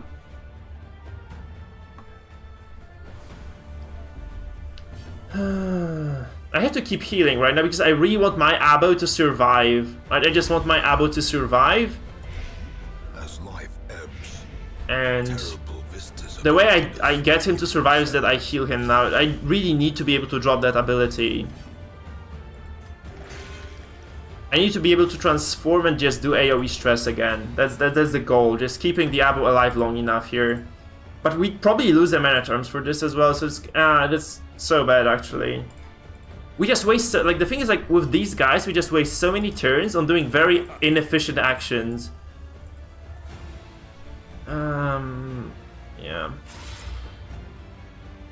If I imagine I were to stealth the Houndmaster here, and Houndmaster would have just done AoE, very, very high stress, everyone would be afflicted as well. Everyone would be afflicted then. Man, we lose both of them, I think, now. Holy shit.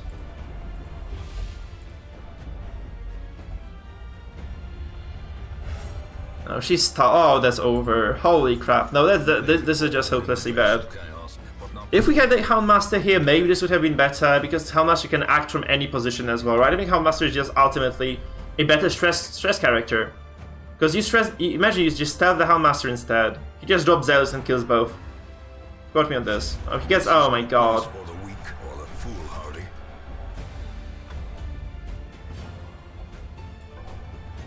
That's not even remotely enough for us.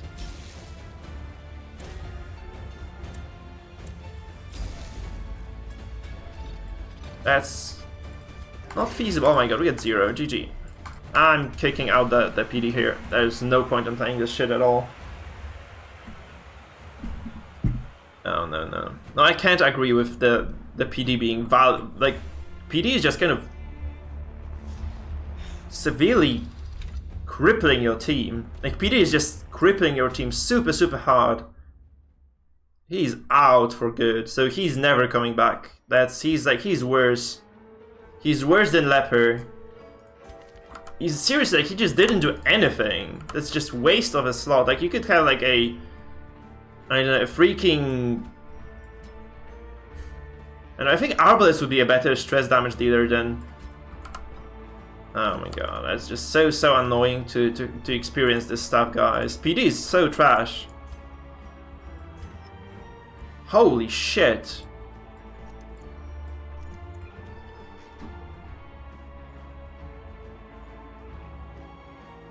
Yeah, I think empty... Yeah, indeed, like, he's like an empty slot, just like a bunch of HP that doesn't accomplish anything.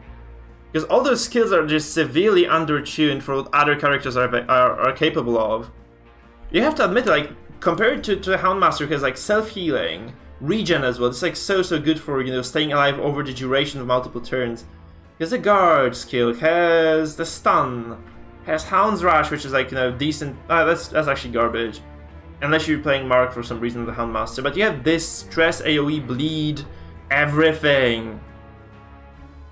Everything. Like, this is just ridiculous how good this character is. So Stafford is gonna be Shitford from now.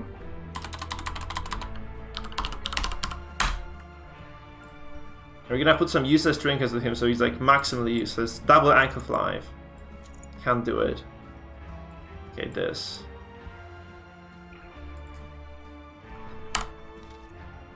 So Shitford has joined the ranks, guys. Shitford has joined the ranks. I think that's good. I think that might be okay, though. I feel like the occultist, let's just not say that, you know, let's just not call it a day for the occultist. So do we just get rid of the Hand of Glory, and do we just take the freaking, the Poe, right? We could just try taking the Poe here and see how it works with the Poe. Because I frankly feel that accuracy is the major problem, so maybe we can alleviate that with the Poe. Let's try this anyway. Let's just try this with the occult and see how it goes. Where are you, boy? I'm not really that comfortable switching out the occultist with the antiquarian, right? I think antiquarian is superior nonetheless. There's 12 accuracy. This might be better, right? The mask and the paw is probably better. So we don't need the rampart anymore because these guys are fully capable of just, you know, being where they should be all the time, so that's probably okay. We just get rid of the rampart, we take the retro, we take the command because accuracy is good sometimes. I think that's better. I think that's just reasonably, like, that's just ultimately better composition. Man, I'm so disappointed because I thought the PD could be okay. I really don't think she can be okay. She's like total garbage. Holy shit, just super deadweight. She doesn't pull her weight. She just... Like, man, I wish she could just kind of do something. But she was just standing there just, you know... Yeah, I know. Okay, let's just leave that PD in the grave. She takes the Ankh and she takes a garbage bottle and stays in the can with that. Okay, so we have officially buried PD. I think PD is dead, guys. They need to buff her, like... They could definitely just, I don't know, up her numbers by like 30% and she would be okay then maybe? Healing is so underwhelming. It's like, she would... I wish she could heal for like at least as much as the Arbalest does. Maybe the Arbalest could be better. In her place in the stress com. Maybe we could try a stress Arbalest. Maybe that would be something that does decently well. Let's figure it out. Let us figure it out. Man, the PD was so underwhelming. Seriously, what the hell? Oh my god, you hate to see it though. Oh, you really hate to see it, guys. Okay, let's transform. That's a stress con, by the way. Is this the same guy? Festering fear consumes the mind. Oh, triple dodge now. Hey there, Robotnik. Welcome back, man. Nice to see you. Can someone ban this fucker, though? Can someone buy Nikolka to something? I need to ban her myself, I think. Okay. So the bot is gone, guys.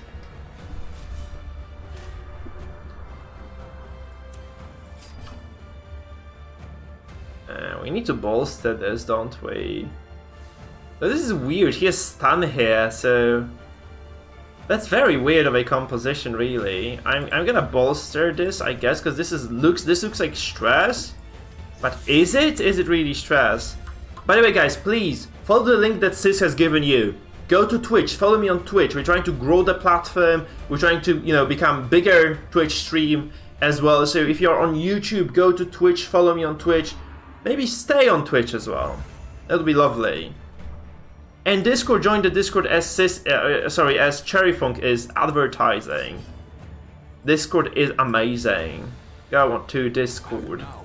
I think it's good. Like that's good. Like dropping this is good. We have like a lot of power on the backline. The repose didn't harm me that badly, so I think that's okay. At Cherry, it also reposts everything you say, so you don't have to post on Twitch and on YouTube, by the way. Because we share the chats. We share the chats across the platform. Oh, that's gonna... Oh my god, that's actually stupid.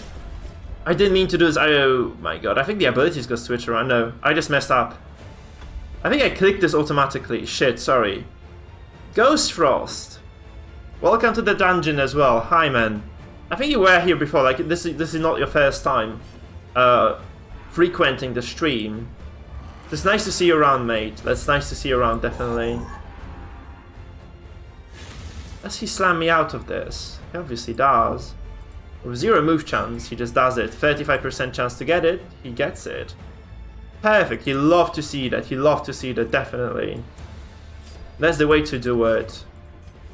The wounds of war can be healed, but never hidden.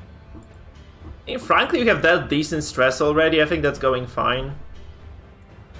Though I might be wrong.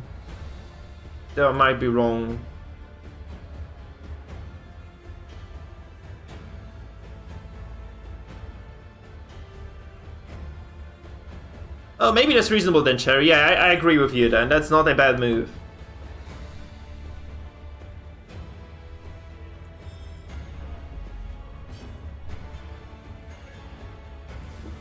Which guy? Because we won with one of those comps. And I'm not sure which guy you're talking about, because we played like 4 guys with weird compositions today. And we've won some of those games, right? We've won some of those games, admittedly. Oh my god, that's so bad, because we put a lot of eggs in this basket, it just didn't work, because it missed a lot of those people. Yes, 5 dodge, he actually dodged the Harry as well, shit. That's kind of unfortunate. Inspiring cry, seriously. But that removes the Hara, right? So that's another thing. Like, this much Hara kind of means that you can be using that to alleviate some of the pressure, I guess.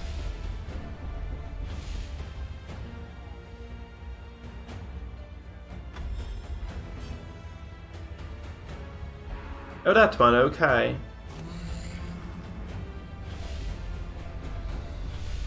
Come on, man, this wasn't that bad. Like, the PD just had it coming. Let's say this. Let's say like this. Like, PD just had it coming. She was just super, super bad in that game.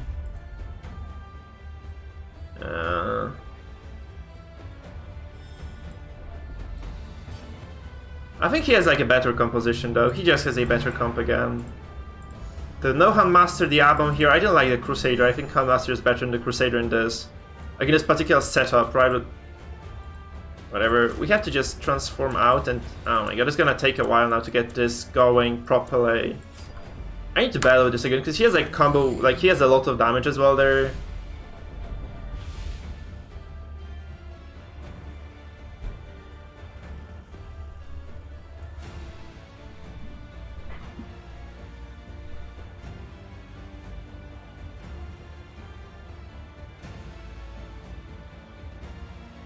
I don't feel like PD has enough pressure to actually be viable. I think she just kind of stands there and does like a little bit of stress, but not really that much. And also, like, I don't like the idea. I play a lot of stress, right? I don't like the idea of focusing 2 characters with stress, and that's what the occultists do, and that's what the PD does as well. They focus 2 characters instead of like you doing this, full lineup of stress across the board. So I'm not really a big fan of that. I think I'm not a big fan of that either, guys. So that will be me saying things.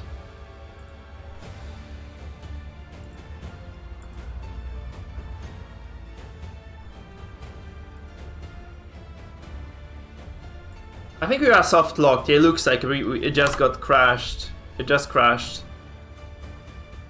Thank you, Whitang. Nice to see you there. Nice to see you, mate. I think you are indeed stuck in this. Glad to see some, like, I'm happy to be playing my fans. I think Occultist is garbage, honestly. I have to say that I do like Occultist too, but the games I'm playing just kind of didn't change my mind. I think like he's just kind of bad overall. Definitely didn't change my mind.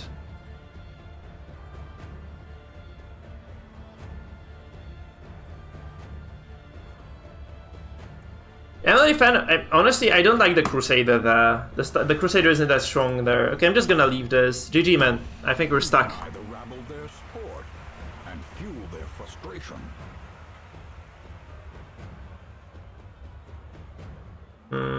So not a big fan of this either. Costing us points.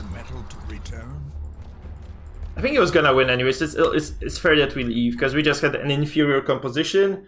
And we also missed a lot of important things there, so... Man, Occultist is so freaking underwhelming. Like, okay, Occultist is actually like C tier, or sorry, B tier, right? B plus maybe. That's fine, because he's like Hellion. Like, he's not total trash, but he's definitely not good. And that's it, that's just all there is to it, really.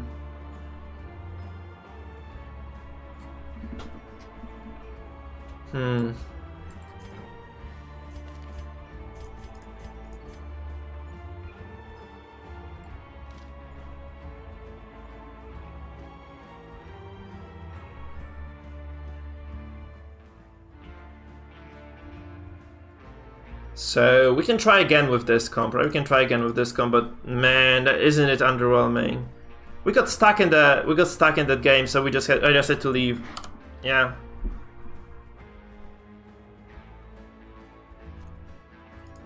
Oh man. Also, I think that's better, right? Having the Occultist. I think we had this different. Like, Occultist should be full for sure.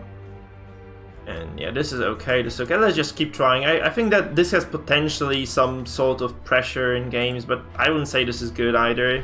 The Ringmaster demands a challenge. No, we're not gonna be doing any PD ever. I think PD is just dead to us, unless they buff him somehow, her somehow. So PD is just dead to us, guys. PD is just dead to us.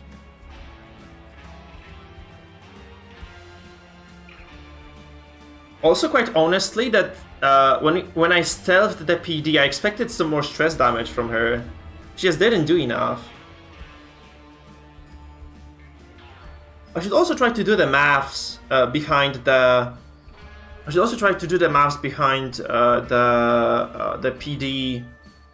So behind stealthing the Houndmaster versus using the tentacles. So maybe it's not worth to use that.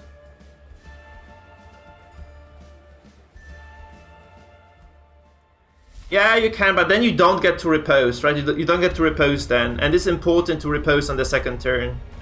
Like in the optimal rotation for the abominations, it's very good to be able to repose on your first possible turn. So that's kind of the thing here. We go first, he gets dodged. That's not good for this composition. So I guess we just start with Bolster because he just has initiative here. I mean, he doesn't have initiative, but he will be dropping stress first, I think. So.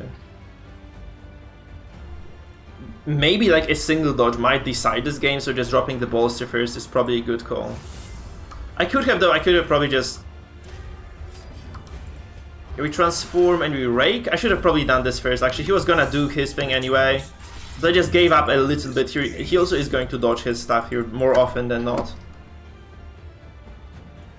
Yeah, the bile repose is very, very big. Especially that a lot of stress compositions actually use Antiquarian and Houndmaster, both of whom are actually vulnerable, right, to that. Please don't slam me out. Please, not again. Come on! We have 65% move resist. Oh, he has the padlock then, though. Fuck, man, but it's so unlikely. 50-50 again. He just gets it. So you waste a turn now on moving forward, right? That's very, very bad for us. Oh my god, that's really annoying. If he gets double dodge again. Arg, that's unfortunate. That's very unfortunate. Like, this is like basically picture perfect thing that happened to us before with the Abo. Like, he just got pushed out on the very first turn. Hey there, Loza. Nice to see you, but please stick to English if possible, alright? Please stick to English.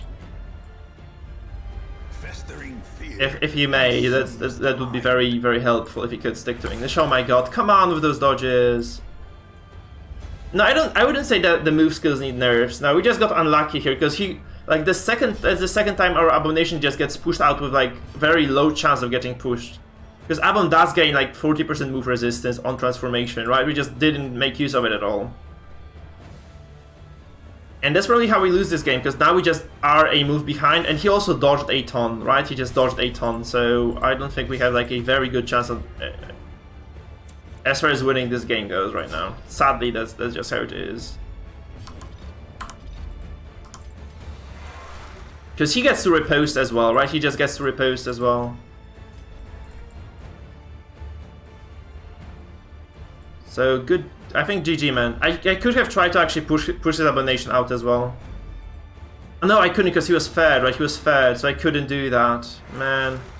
By the way, that's where, that's where pull is good, right? I could have pulled the occultist forward. Oh my god. He gets a crit with the riposte as well, it's over.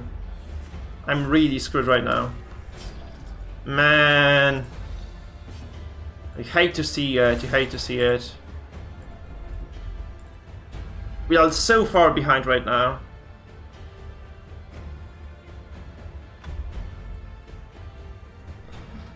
Oh shit.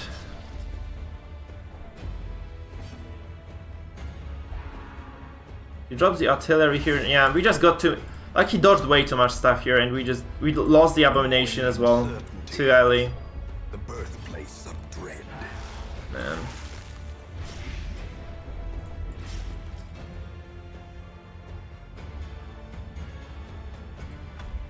Yeah, goes, but the thing is, like, if you... I could put Abomination in third, but then you may land in fourth. That's the thing he's doing here is greedy as well. Because if you have, like, any sort of pull, then you just pull the Occultist forward, and then the Abomination is fourth. Right? You get this, right? A lot of compositions run this, so it doesn't make that much sense. And if you go first with the Abomination, then on the other hand, you never get to riposte. You never get to use the riposte, because you are just out of position all the time. So he just got lucky we had no pull on the occultist, because he would have been so screwed if he had the pull, actually. He would have been in a ton of trouble then, if he had the pull there. We just straight up lose this though right now. Because he just got this 50-50 off, and yeah. That's what happens.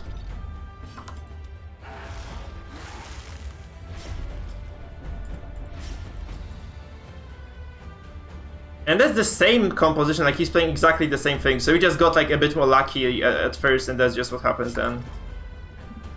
Because he's playing the mirror composition to mine, he's playing exactly the same thing, right? So every little bit of luck that you get is just super, super important. So I wish I had the pool, really. I just wish I had the pool there, and that's it. Because this just basically decided this game here. I just have to hope that this works, but that's all I have here, just the hope. I can only hope that this works. And I can't even use the bile now, right? So that kind of really disabled me hard. Despondence set the stage for heroism or cowardice. It's very frustrating to experience this.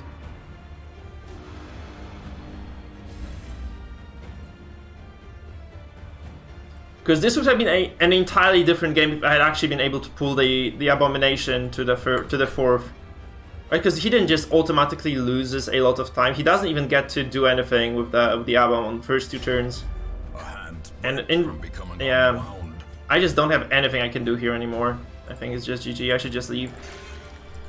Because I'm just gonna be on the back foot until he kills us now. It's just how it's gonna go. Perched at the very precipice of oblivion. He goes hard on this though. He actually goes super hard on this, so he might be able to kill the Houndmaster.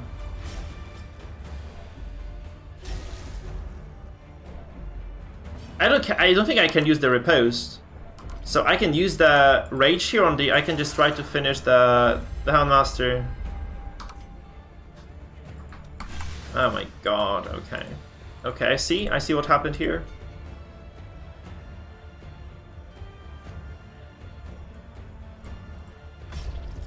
I see what you did there, my friend. I don't like what I see there. I don't really like what I see though. Son of a bitch, it's so bad. Oh my god. Teetering on the brink, facing the abyss. And the dice was loaded from the start, guys. The dice was loaded from the start here. Oh god, America, don't do it to us. Abusive. The mind. It just, I don't know why actually. My god, he dodges twice. He could have died already, but he just doesn't.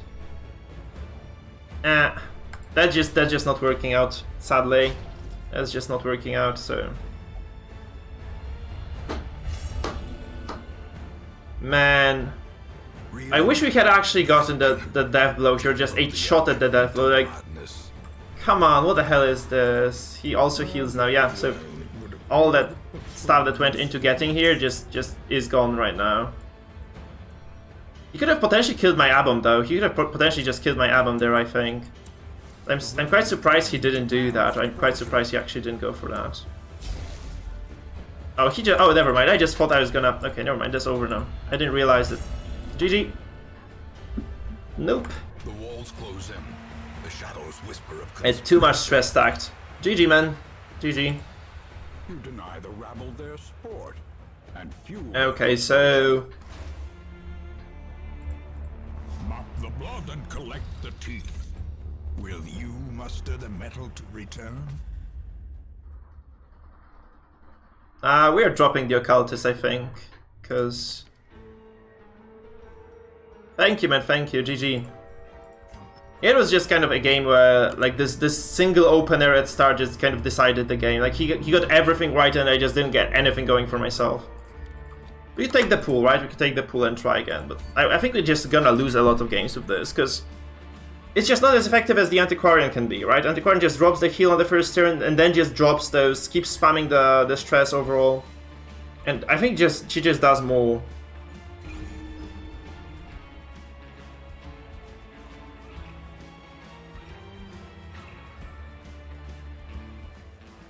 It was just kind of unfortunate that we just had all those things happen there. I'm very, very unhappy about how this game went.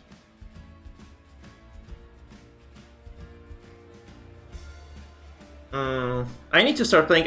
We're gonna go back to metacombs, guys, after this, because I'm kind of fed up of bad characters. Honestly, I don't think Occultist can be good. Again, like, I feel like Occultist is kind of ultimately trash as well. Maybe like, if he's like B+, he's like Hellion. You can use him, but why would you ever do this if he's trash? I think he's really bad. Like, he's really, really bad as well. Because the stealth just doesn't do enough. I think the stealth bonus here, the buff, is just not good enough overall. That's a stress comp as well, right? That's a stress comp as well.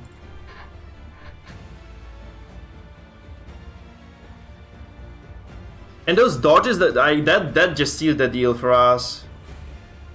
Those dodges really just screwed us over really hard. I don't think Occultist is cool now. I think Occultist is pretty bad actually. I think like Occultist is like 4 out of 10. If I were to rate characters, like on the scale of 1 to 10, like Occultist would be a 4. At best, a 4. Nothing better than 4 anyway. Okay, so I guess this is a stress comp, right? That's a stress comp, just a weird one. a lot of dodge as well, so I'm gonna buff accuracy here on first turn. It just does a lot in the long run, I think. Just buffing the accuracy against this means that we are like, you know, very high hit chance across the board. And it just kind of pays dividends. We have decent accuracy on this guy here as well, which might help. So we should be able to hit the backline of this guy quite easily. And you know, once this buff that he has dissipates, we might be able to actually do some real damage there. Hope anyway, we might be able to do that. Okay, we can shield. I don't think we want to shield break this though. I'm just gonna drop my horror here and just rake, right? Just horror and rake and just back to the repose turn 2. That's the most reasonable thing I can do. Though this damage is slightly underwhelming, I have to say that it's slightly underwhelming on the shield breaker, especially since she has 0 protection. Ghost, if I put the ammo in third, then he can pull. That's the problem. I'm just trying full stress build. Like, I'm just trying to get some extra accuracy here as well, because those abilities were just missing. I could go back to the book actually. We're trying a different build, so it just kind of stuck from there. Yeah, the book is better. Yeah, the book is definitely better. I agree. Yeah. Because we're trying something else. We're trying a different build. I just kind of forgot to switch this out. The book is definitely better than the mask, yeah. I made a poor decision there, I regret it now. Oh my god, 18. Ball is in my court again, I guess, right? Ball is in my court again. We get a crit back, so this is some stress at least. I'm gonna need to heal this next turn though. Yeah, the book would have been better, I agree. That's just a wasted slot again. I think I should just leave and just switch the trinkets. Because that's not a match that represents how bad occultist or good occultist can be again, because we just don't have the right trinkets here.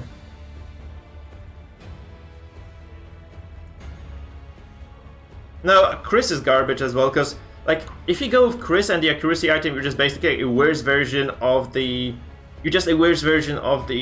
bounty hunter. So you just are like an inferior BH with that, and you can't replace BH with occultist because BH just does way more. So I don't think that works either. It's a cool combo, but I think it's a good combo anyway. So I can't agree with that.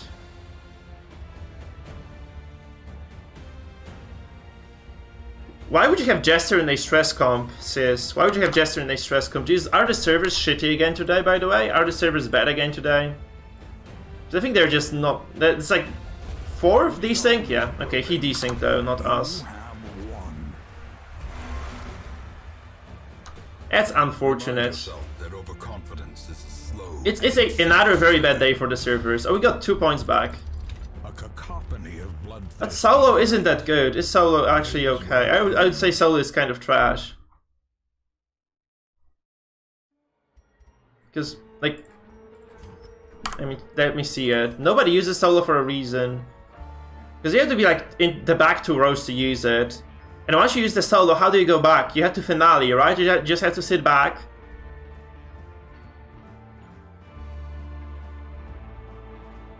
You can use solo once.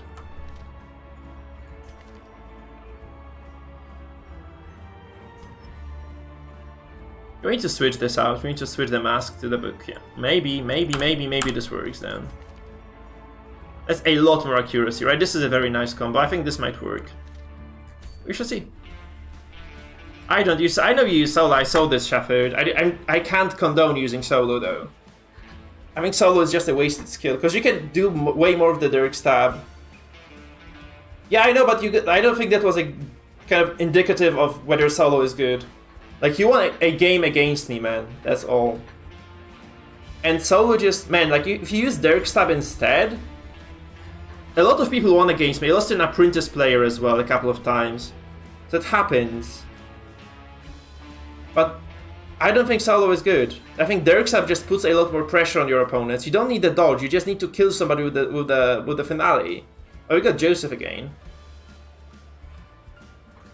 Man, I just need a Smurf account to test those shitty compositions, I think. I just need a secondary account, because this just doesn't make sense to be playing like this. We just kind of lose way too much. The advantage is yours.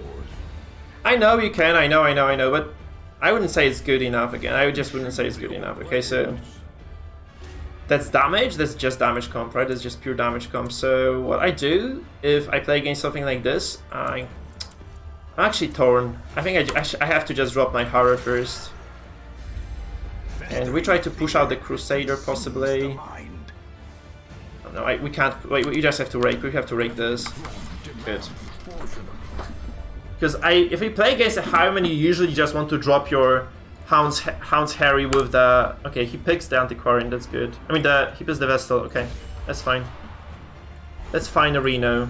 I'm gonna Bellow now. No, it's not good. I mean, you have if you take the biggest problem of solo is if you take solo, what do you give up? Because you need Harvest, you need the Derrick Stab. That's usually like your only killing blow tool on the team. It's quite often the case, right? So, what are you left with? Like, what are you left with? That's my question, really. I should have pulled the Vestal forward as well. Fuck, I should have just pulled the Vestal forward, I think.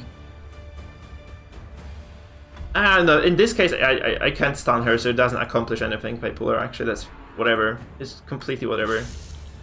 Okay, 8 damage goes through. That's fine. I can live with this, sort of, I guess. And he goes for a very predictable stunning blow here, that's also fine. So I go with a Bellow again. I just don't want to take any additional damage on top of what I would usually be taking. This is way outside of my comfort zone, though, really. Like, I just miss the regen so badly. I really wish I had regens available to me here. It's really, really far out of my comfort zone here. Oh my god, he stuns me again, I'm dead. Please don't stun me again. Oh my god, stunned.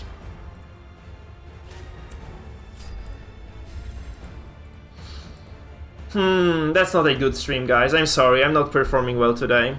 It's not going well at all. I'm very, very disappointed in those games. It's just going from bad to worse, really. And I have no way of alleviating this, I think.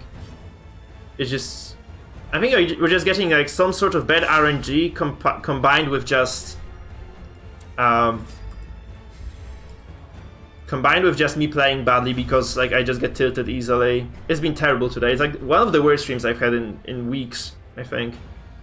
Because I'm not having fun with this at all. I'm just not enjoying this too much, you know what I mean? I'm just not enjoying playing this game right now.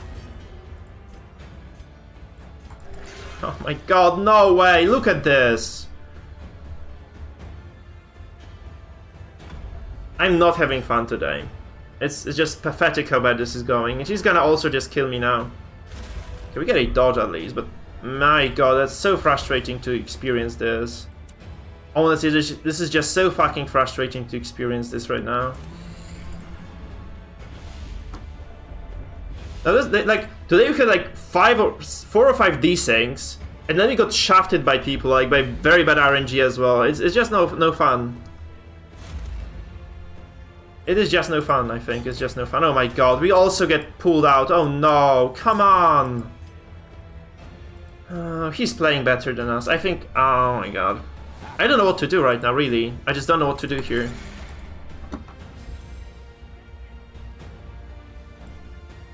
Because he's just playing better than I am. And that's it. He just outplayed us hard here.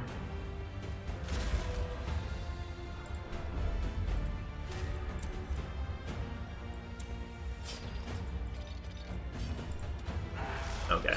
Now we are at Dev's door. Waits for the slightest lapse in concentration.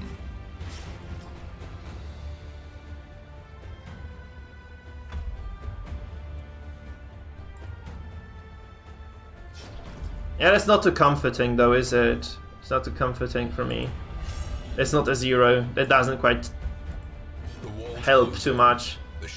And you can, I'm just stuck here with the Abomination actually, as I'm just stuck with the Abom, because you can just pull the mana jumps, you can just permanently keep the Abom back now. I didn't pay attention on time, I should have just gone forward. I wasn't really expecting this to happen. So he just outplays me hard as well. I'm just playing a garbage today. Very, very unhappy about this stream. Because I should have just seen that coming. I should have just seen that coming, seriously.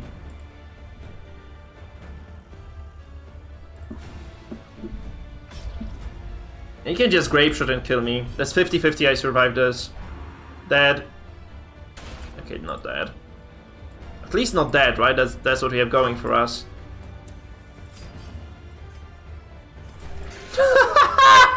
Oh god, no way, come on! What is this, guys? What is this, guys? Like, oh my goodness, come on! Can you resist? You can't resist, can you? He has no movement chance on this. Oh my goodness, what the fuck?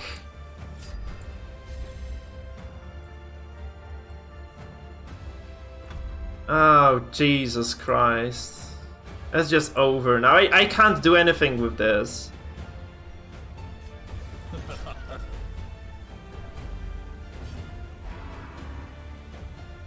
That's so weird. And now the true test. Hold fast or expire.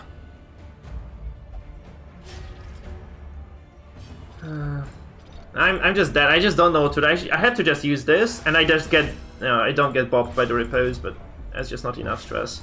And he dodges with that Crusader as well. Now that just doesn't work. I'm sorry, guys. I'm sorry this stream has been garbage. I do invite you to follow me on Twitch nonetheless. I do invite you to follow me on Twitch, because it's better than not doing that, I guess. But that's like a very bad stream today. Really like the worst stream I've had seriously in weeks. And the tests are going terribly bad as well. So GG to Joseph. And let's go next. I'm dropping this shit. I'm not playing this. That's super unpleasant. You deny the rabble their sport and fuel their frustration. I missed the beat there. And I lost the game for that.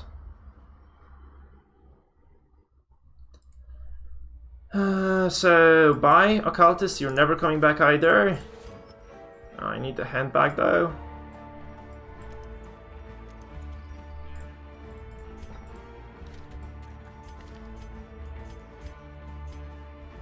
BG man, I just didn't play this right, so I can't say GG. I mean, you played very well, so GG to you, but I played like garbage there.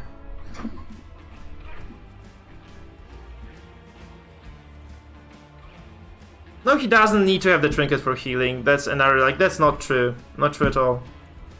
Occultist, I just got unlucky. I think I used like 4 heals or 3 heals that game, and none of them healed above 0. I mean, above 4. So... And you can heal up to 24, that's just all there is. So I had like constant pressure, like he didn't even have a damage composition, right? And we just lost it down much because I couldn't heal. It's very frustrating to experience this. It's pointless to play that shit. I disagree, like that's another thing, like you have the occultist for stress, and that heal just... I don't think you should be a heal bot, right? So that just doesn't work that well. You can heal, but then you don't do enough stress, and that's just kind of, you know, this kind of endless circle. Or you're lacking accuracy, which you are with the occultist, right? So it's just kind of, like, whatever you do, you're kind of screwed anyway. We can try this again, but I just don't think this is just good enough. Because if you roll 4, Ghost, you know what I mean? If you roll 4 on a heal, and you have this trinket that gives you bonus healing, you heal for 6. And it's not much better. 30% like from 4 to 6 goes from 4 to 6. And that's still garbage. So it's not like it's gonna improve your minimal roll. So this is not good. And then you can use the healing trinket. You can be using the bleeding soul here. That's probably better. But you also kind of make your targets, like you make your characters more vulnerable to death with this, right? It just doesn't work that well. So we can try this, obviously, but I don't think this works. I don't think this is a good setup either. I think like this is just totally not what you want to be doing. I'm gonna go get some water, guys. I'm just gonna go get some water, okay?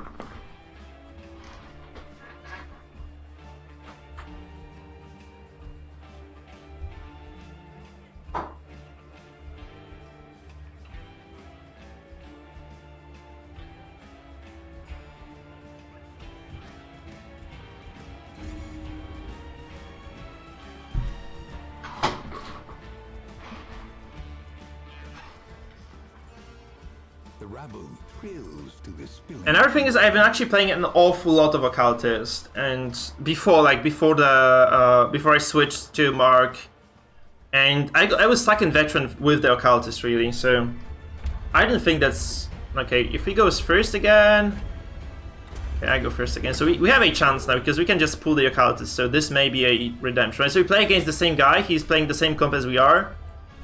Suspicious, not really, right? So we try to pull this. If this misses, I'm just gonna leave the game though. 90%, okay. Oh, we got the pull. Look, we got the pull.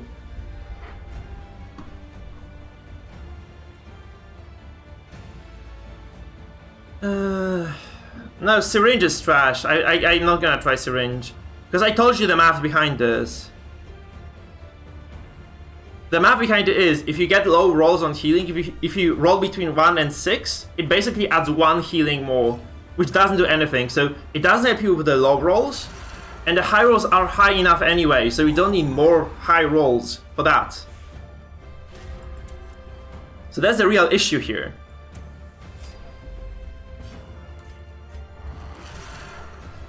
We have nice momentum in this game though, I like it. I like where I am here. Because since we went fast, yeah, and it's like exactly, it's just okay then. There's like, it's way better to use this because this makes your low heals slightly better, slightly, but still, it's not terrible, right? Slightly better means they are just not garbage. And I'm gonna bolster as well because he's gonna drop his stress skills. So, hey there, Aerialmans, we're having a terrible time today, actually. We're having a terrible time today, so... Though this looks like a winnable game, because unless he moves now, he has to move the occultist right now, if he wants to salvage this still. Just has to move back with the occultist. He does. Okay, that's over then for him, I think. Because if he had moved the occultist, then he would have been out of the woods with the Abom, right? He would have been just out of the woods with the Abomination, but he just isn't now anymore. Or he is never gonna be out of the woods here. Yes, thank you, sis. You explained the maths very well. Very, very well. So, yeah, that's exactly what I mean.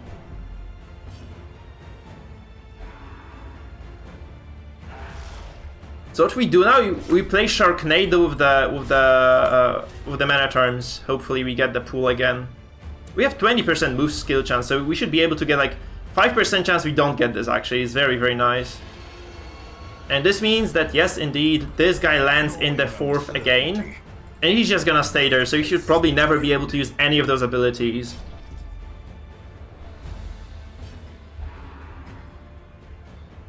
The downside of this is that we pay a little bit for this, because this means we don't ever get to use the artillery, right? We do have like a very decent spam of stress though this way, because we also get the stress over time with the pool.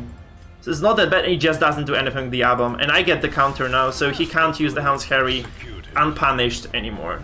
So that's the thing. Oh, it is possible because there is an item for the Abomination that gives you the virtue chance. I think it's just very uncommon. People just don't use it because it's not good. It's not that good anyway.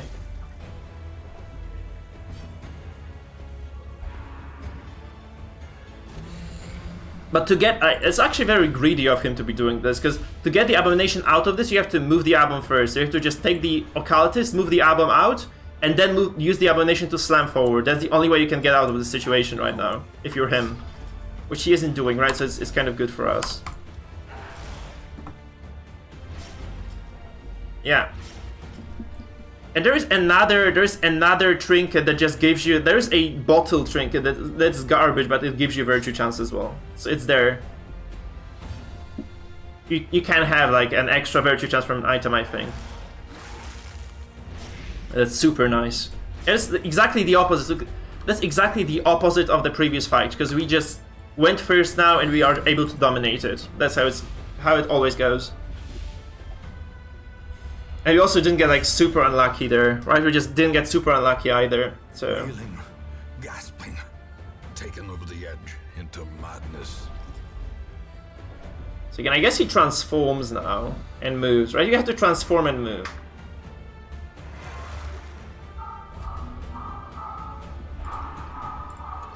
Okay, he just doesn't move at all. That's very good for me, because this means I can actually just drop my artillery without having to worry about him at all. That's sweet. That's really sweet for me. Oh my god, look at this. Yeah, not even that, the lack of pull on his side screwed him. I went first, and he had like very greedy abomination placement in third. That's what Frost was saying, I think. Frost was advising me... No, Ghost Frost was advising me to put the abomination in third. And that's what happens when you have abomination in third. You just get pulled indefinitely. And you just perma-stack in this very, very bad spot, right? So, there. There you go, mate. There you go. Perched at the very precipice of oblivion. Hey there, Richard.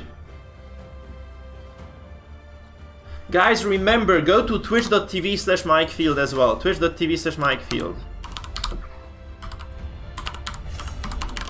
If you're on YouTube, please follow me on Twitch as well. This means a ton to me. If you want to support the stream, if you want me to keep going at this space, you have to support me on Twitch as well. Because I just need to be able to kind of get this extra following and maybe start getting some sort of sponsorship deals in the future, right? So this would help me a ton if you guys were to actually follow me on Twitch as well.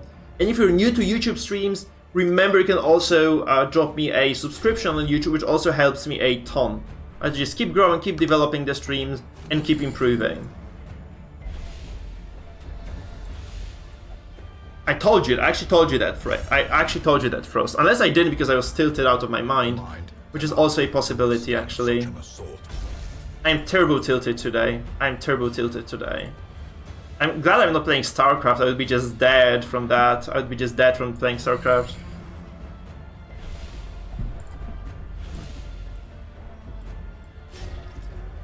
Okay, so I guess we transform again, though it's tempting to just drop them. I'm gonna do it. Okay, yeah. I was really hoping that would happen. Because I wanted to transform at first, but I figured like that would probably be better.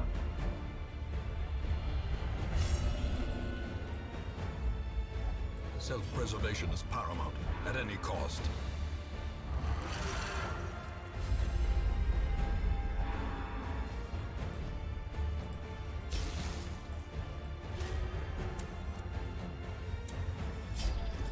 Yeah, we do that dick move here. We just pull the... I think we just pull the occultist again. Because hopefully he doesn't do anything bad to me here. But we just try to pull the occultist forward again. Come on, Clarinel, what are you doing? Guys, also remember you can donate to the stream. If you want to keep supporting the stream, you can also donate to it. And to do so, you just go below the stream to the description of it. There is a link to Streamlabs donation there, which you basically just give me, you can just give me money through PayPal this way. That's how it goes. So it would be very helpful if you did, like, want to donate or support the stream also by using the super chat features, which I'm surprised nobody has actually used up until this moment. Nobody has ever used the super chat features. That's quite intriguing that, this is indeed the case. Okay, we need to get the abomination out of the fire here. Yeah, I forgot about this, Robjohn. Yeah, I forgot about this because I don't use that. I did forget about that. Yeah, I think the roof. Yeah, you're right. The roof spaghetti or the spaghetti would have been a better decision there. He could have pushed my abom out though, and he didn't do that. So I'm just gonna go transform, and I'm gonna, do my thing here. And I guess just doing this is enough, because I'm comfortable with him being third. Oh no, that's bad actually, I should have pushed. I was supposed to push it. He can't... Never mind, he can transform back into beast. So, yeah. He can't transform back into beast.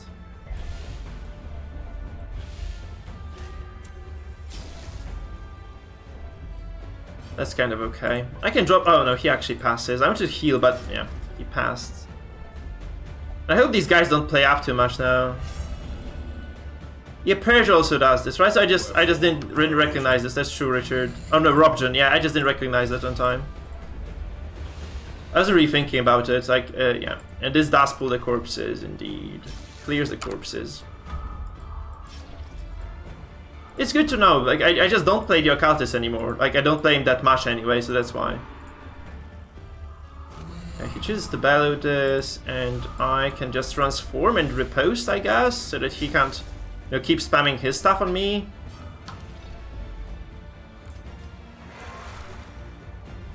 I do obviously get riposted myself. I don't think he does 12 damage to me, right? So he does 1. 1 damage is acceptable. So we should easily win this. Now he has way too much stress on himself, and he's taking a lot of stress damage over time as well. No. No, I don't like Abon Virtue at all. I don't think it's worth taking overall. I think it's just kind of bad. 16 stress, and that's enough damage to kill me.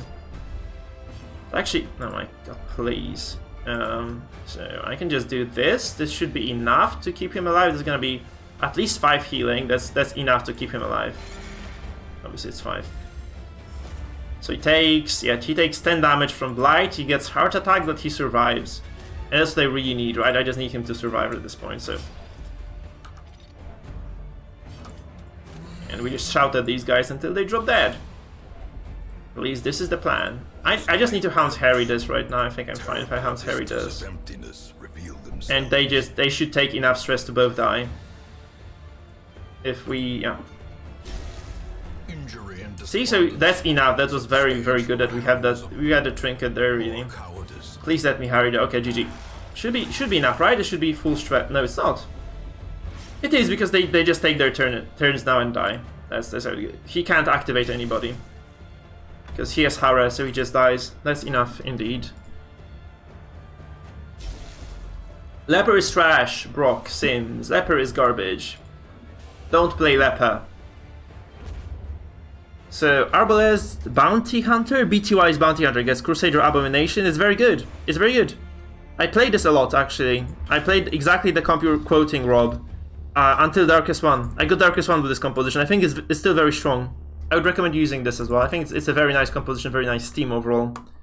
It's a nice, well-rounded comp. It's kind of takes a lot of skill to play as well, I think. It's one of the hardest things I've played so far. Because you have to keep in mind a lot of things, and that's very well in the current meta, because... oh, trinkets, that's easy. I was always taking the chains, the padlock, and then you have 2 choices. You take the padlock for sure. I can actually play this. Let's see if I still have it in me, right, to do it with that composition. Well, you take the padlock, and you either take the hemlock or you take the net. That's a matter of preference, I think. Because this gives you 100% to move somebody, right? This is very, very good.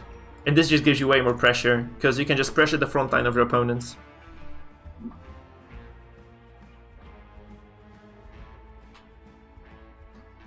So why Tang? Yes, you can face Darkest One players running Leper. Why? You know why? Because people just get to Darkest One and just try different weird things.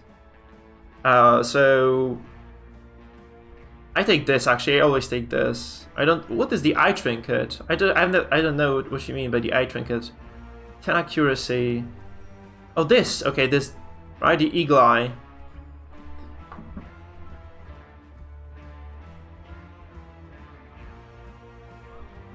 Yeah. But I think this is ultimately a bit better, because obviously this is accuracy and damage, but this is also blight, so this is quite a lot of pressure that you have with this. So I feel like this is very strong.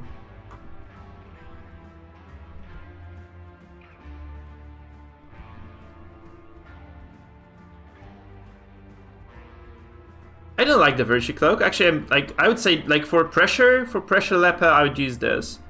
That's what I really know works well. I don't think this is good. I don't like it. I feel like you have enough accuracy on the Abomination to be quite reliable with these trinkets. And the blight that you kind of stack over time, it's quite decent damage. So I think if you rake or just even use the slam here, I think that's still good.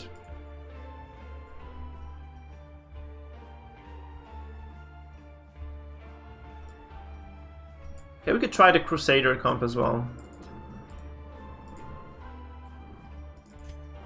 So that's good, that's good. this works, and we take the arbalest, and that's all we need. So that's the comp you were talking about, right? That's a very, very nice comp, and the abomination items here, I would always stick to this. Obviously, like, all the trinkets you choose, like, entirely the matter of preference. I also don't feel like the virtue chance is that big. So, like, it's uses, like, 50% of the time. This one is very annoying versus dodge, yeah, because you don't have the Jester, right? This one is very annoying because you don't have the Jester. Let's play one of this, and let's play like the Jester Grave Robber comp as well. I really like that one. I really need to kind of keep playing this every day, like at least once to practice.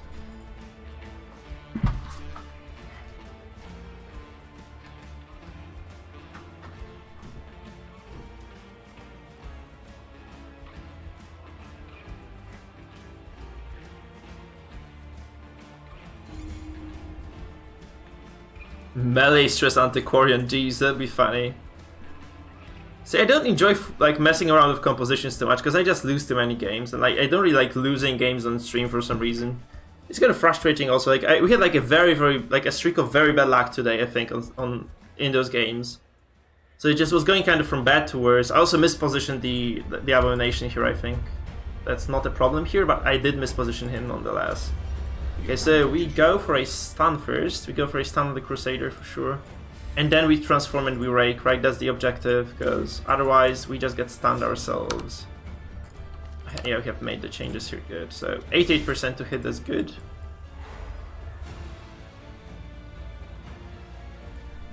I know that sis, I know, it's just a bit wonky, I think, because she has... let me just see, can I right-click this? I don't think I can right-click him. What did he do? What did he do there? Wait, what the hell? Did he pass? What happened? Oh no, he was... Okay, no, he was just stunned. Okay, I'm just stupid. Sorry guys, I'm being stupid right now. He just... Yeah, he was just stunned. My god, sorry. That's retard. That's kind of unbrilliant of me. Okay, so no retaliation for this turn, but we get double blight, like bleed stacks as well. That's very, like, guys, this is a lot of damage that you just get. Yeah, I'm actually quite tired today. I'm quite tired today. I don't know why. I'm not kind of in my best form. Because the flagellant, I don't think that's weird. I think I just want to do damage here. I want to pressure him as much as I can, and then I just want to be able to kill him, right? So that's why. And we can actually just try to focus the Crusader now.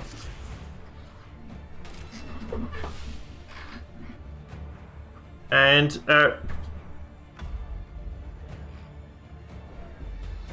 I could have denied the range, sure. And I really just want to be able to execute someone quickly, right? I just want to have that. Plus then I can, if I put myself forward, I cannot repose. I really want to repose him because I can repose the Gesture Harvest then, and I can repose the Antiquarian's Festering Vapors. Both of which are really big, actually. Both of which are really big for me. So if I can actually get that done, that's very, very important for me. Oh my god, can you imagine this? I would have actually been able to kill this if I had crit this one right now. If I had actually crit this, I would have been able to kill. And now I can't anymore.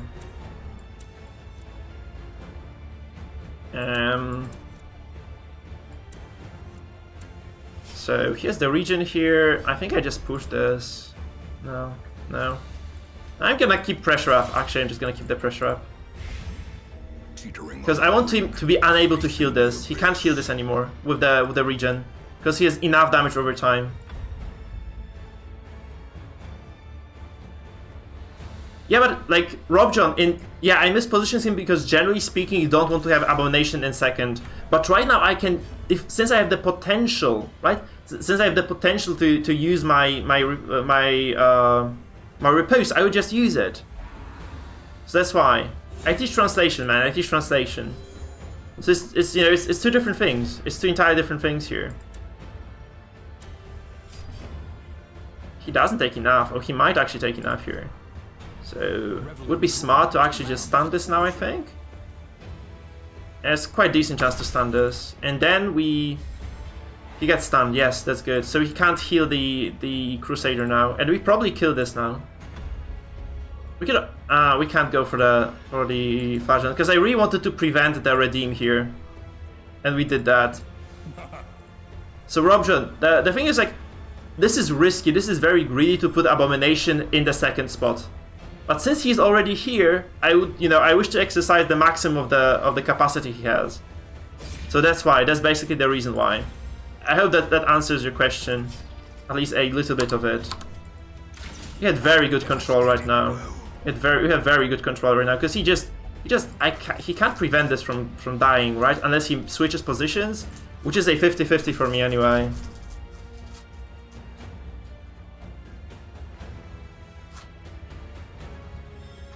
What do you mean 27 minutes to make a team, by the way? So he can't heal this now. This is a wasted turn for him as well, I think. But this is just going very well for me overall. And I also go first, so we kill this now. Press disadvantage. And I go first, so I can actually get my Abomination out of Dev's door if I want to. Or just push out the Jester, right? That's probably better to just push out the Jester. His 25 dodge, that's not a lot. That's not a lot at all. Or I can just try to stun him. I think like this is... Well, this might be higher accuracy, right? Yeah, that's higher accuracy. I'm just gonna go for a stun here. Oh no!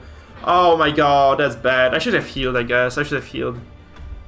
Crap, I should have just healed this. Oh no, he just gets the finale off right now. That was 25. Oh, that was like 88% hit. 88%, he just gets the dodge. Don't kill! Okay, he doesn't kill. Holy shit, he just doesn't kill. So here we go, guys. RNG strikes back. What do I do now, actually?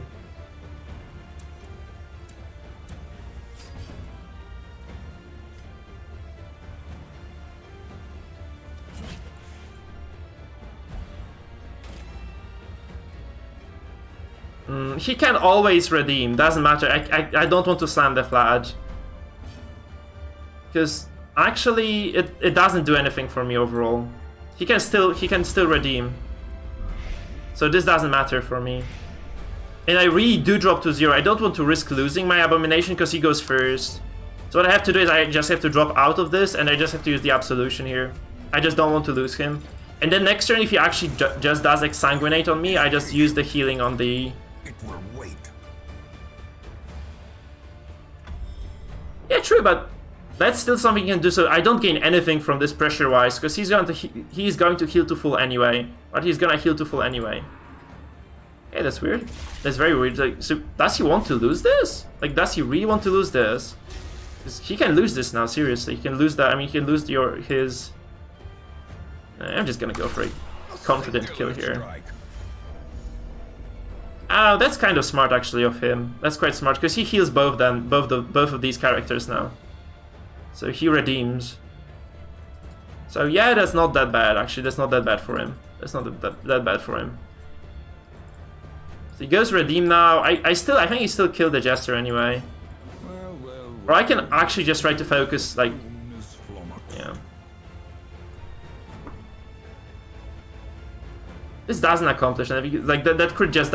Oh my god, he just gave... Did he give up?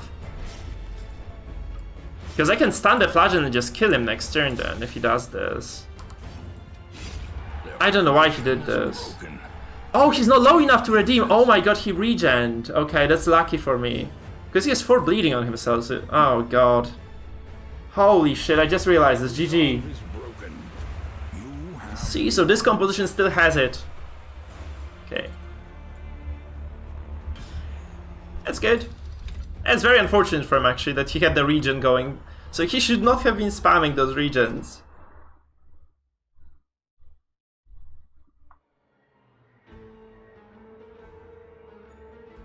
I don't really like the Lepers.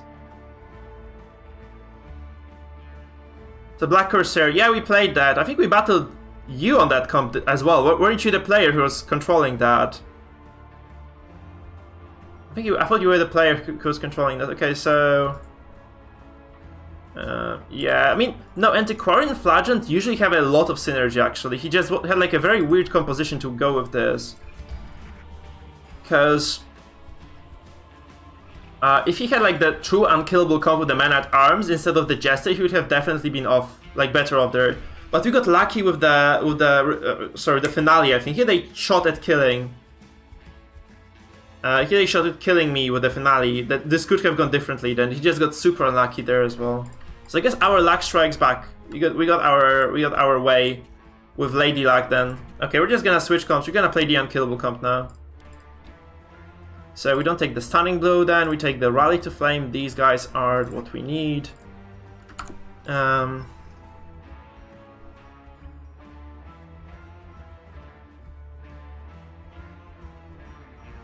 What was that comp, Black Courser? Can you remind me, because I'm not really sure. We played a lot of comps yesterday, so can you just kind of remind me which comp it was? By the way, did we lose to a Leper today? Did we lose to a Leper today? Please don't tell me we lost to a Leper. Nope, we didn't lose to... Oh, we lost to a Leper, actually. We lost to a Leper. Here. My god. That's frustrating. We won versus one Leper, we lost to one Leper. And not even on PD. This wasn't even a Plague Doctor game that we lost in.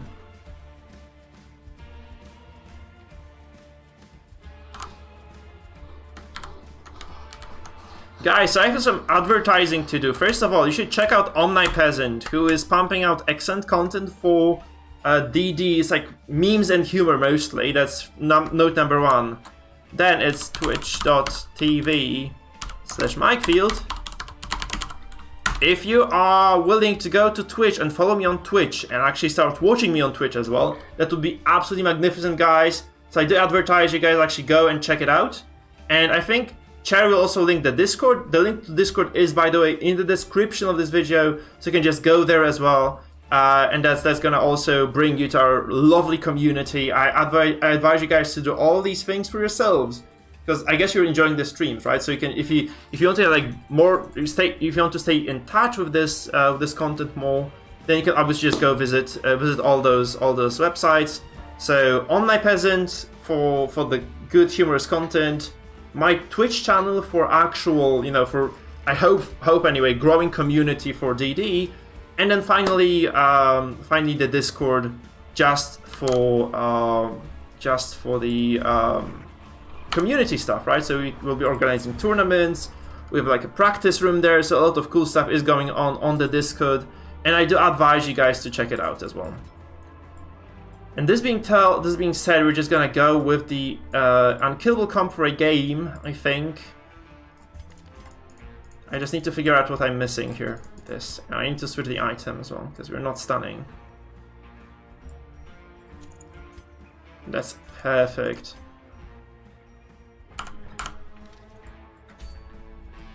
Yeah, but Omnipeasant, absolutely brilliant, guys. You should definitely, if you don't know who it is, you should definitely check him out. He's absolutely a magnificent a content creator, right? He makes really good videos. I think we had like 4 desyncs today, by the way. We had like 4 desyncs today. So I know your pain, man. I know your pain. We did desync a lot. Okay, that's Black Corsa. Man, did you queue into me? Did you just queue into me? Oh, this is a stress composition, though. Nah.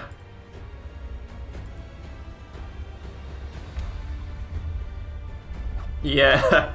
But that's actually unfortunate, because Unkillable doesn't go that well against stress. Like, you do less stress than stress comes, so you kind of rely on enemies, on your opponents making mistakes to actually dominate.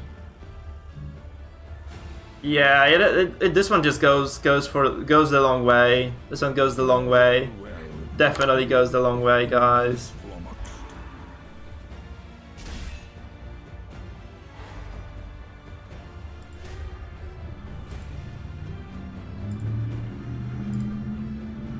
Okay, he drops the stun here, so I am not gonna be using the...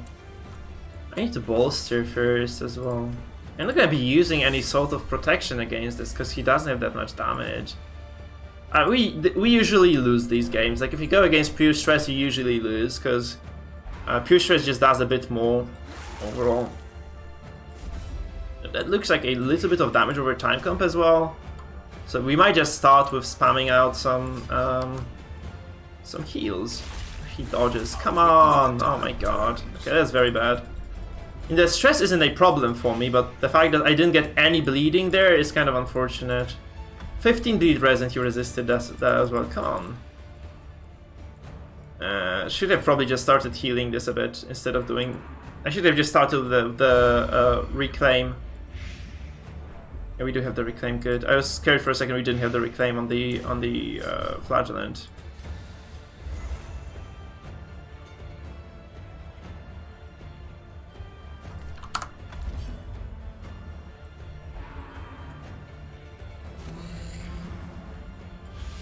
The nice part about this is that the flagellant doesn't take any stress damage, right? So if he's in the front and just sits there and doesn't kind of worry about too much, because he has this item here, which basically means that every time he's hit, he takes 10 less stress. So he heals stress basically whenever he's hit. And strangely enough, Bello actually, I think, interacts with this. See, so even though he isn't exactly hit, Bello actually interacts with this very, very well, right? So we just have to keep that in mind. So I'm gonna just stack some healing on my Crusader here so that he doesn't take too much damage over time. I think that's reasonable. And I'm just gonna start dropping the... If I can, actually, if he doesn't stun me again, I'm gonna start dropping the Zealous Accusations.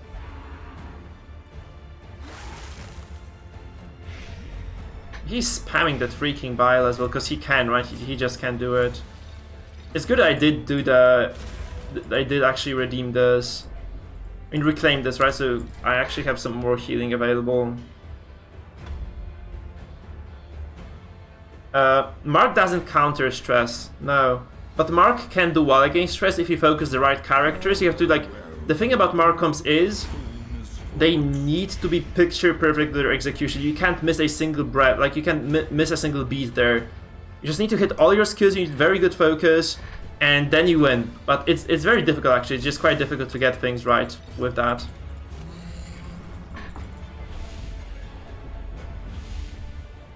So if you are able to get the pressure on the very first turn, or on the first two turns, maybe then you win. But if you don't get that done, you are really in trouble. Yeah, exactly what White Tang is saying there in the chat. Right, so I have like my Grave Robber composition does very well against stress. I think it doesn't do very well. It just does okay. So that's something you can do. You can try that if you're curious. 8 damage over time, 5 damage over time. I can drop some damage myself then. Okay, we dodged the riposte. That's nice. That's gonna be like, I think this matchup favors Corsair. Though he's doing the right stuff with those biles as well. You have to command him for that. He just is dropping those biles well. But the unkillable composition really depends on the fact that you get the slowly stress your opponent and heal, and he doesn't really this doesn't apply here because he just kind of doesn't. He does way more stress than I do, that's the thing, right? He just does way more stress than I do.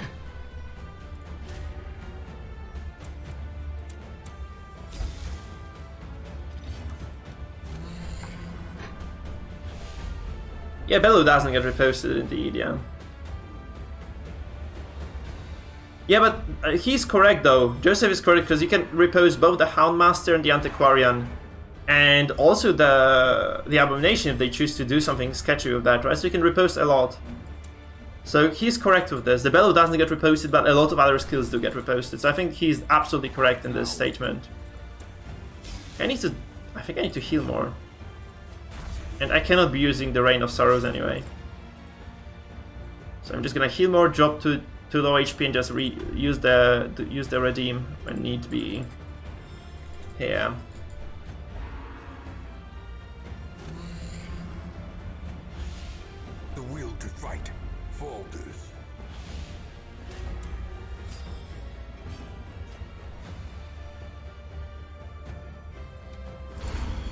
I need to be doing some stress here, so risky, but I need to do this. Excuse me. I just need to be dropping those.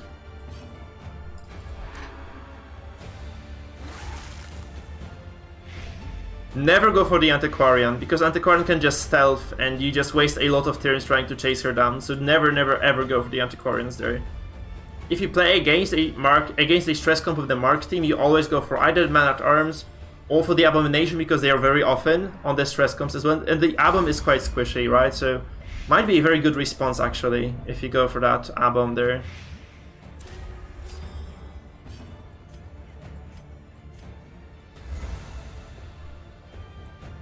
So you should always focus like either the man-at-arms or the abomination, I think. And you have to be careful of the hooks as well, because you can't, if you usually play Markham, you rely on the arbalest, right? So then you can't really have your target in the very first row. So you have to remember that you cannot hook the abomination to the front, because then you just disable yourself, right? That's not always what you want. So just keep that in mind as well. Keep that in mind as well. We do decent stress here as well. I think we're losing, but we're not in a terrible spot, right? Because yeah. So never ever go for the antiquarian. Like, obviously she's like huge pain in the ass, but I would never go for the antiquarian nonetheless. I would never go for that. So we bellow now.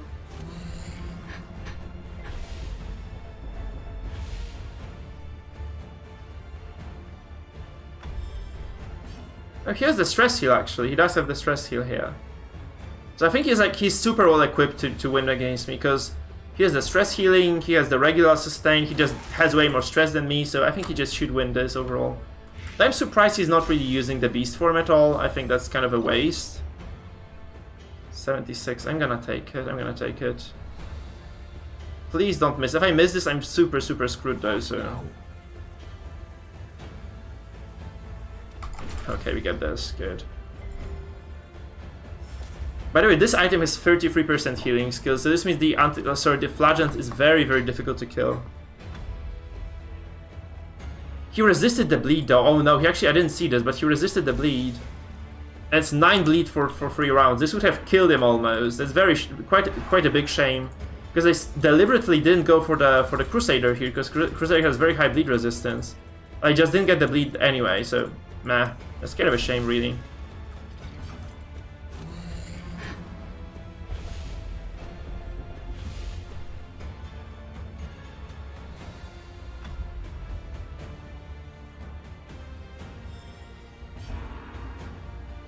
It's not like you counter stress comps. I think dodge comps can do very well, like some very aggressive compositions generally speaking do well against stress. So that would be my response.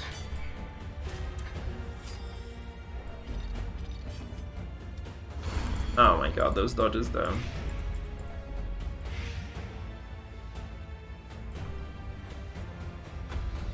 He just has way more stress than I do, so that's kind of the thing that kills me here. I just won't be able to stress him as much as he is able to stress me. And that's... okay, we actually get like equal share of misses and dodges, so that's kind of fine for me. We have some sort of equality here, okay? We have some sort of equality here. In terms of that, in terms of those dodges and misses, so that's nice.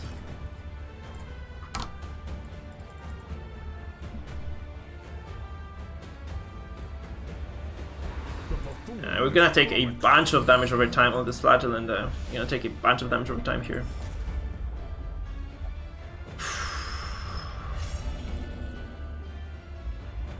Self-preservation is paramount. And yeah, we just dropped the Reign of Sorrows here because I don't think he can threaten me right now.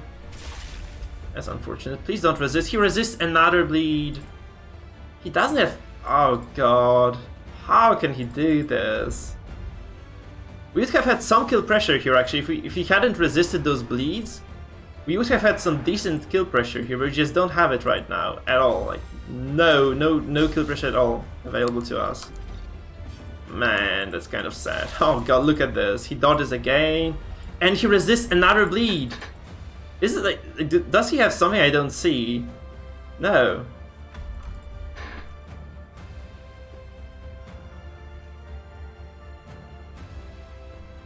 Man, that's so bad. He resisted like 4 of those bleeds. It is, but that's like the point of this bleed. I know, but it's not like I'm missing those bleeds. Those bleeds just don't go through on the man-at-arms. That's the issue I have. They just don't go through on the man-at-arms where they should be going.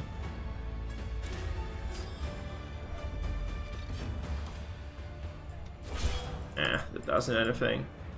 He would have had like a... what, 17 bleed per turn now.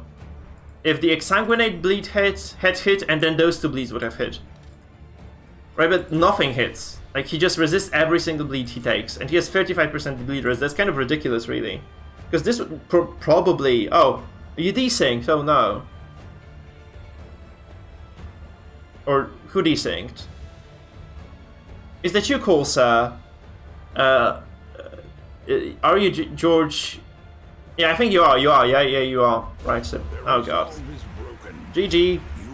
That's kind of a shame, because I think you're winning this. You're definitely winning this. 100%. We're Darkest One for nothing, literally for nothing. Your trophies mount and word travels. No, I would not nerf Bello. I'd not nerf Bello. Seriously. I don't know why people are actually suggesting this. Because this would just render stress comps useless. I don't want stress to be gone. Because it's just a fun part of the game. Just it's okay to have stress in your arsenal, I think. So yeah. Nubelu, thank you for the follow. Guys, if you're new to the stream, remember to smash that follow and subscribe button because it just helps me a ton. And you can enjoy more of my content if you want to return, obviously. Also, remember to subscribe. Remember to go to my Twitch channel, which is twitch.tv/mikefield, if you're on YouTube right now.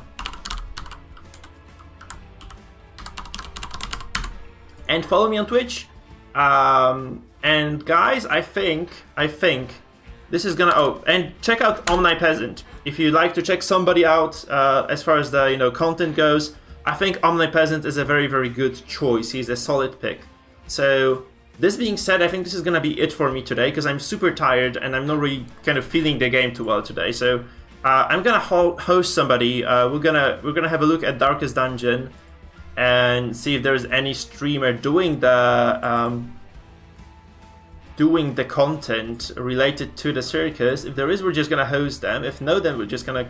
Okay. I think I'm the top streamer for the circus, so that's kind of a shame. We can make some smaller streamers day, though. I think we have nobody else to host. Let's just find somebody decent to stream.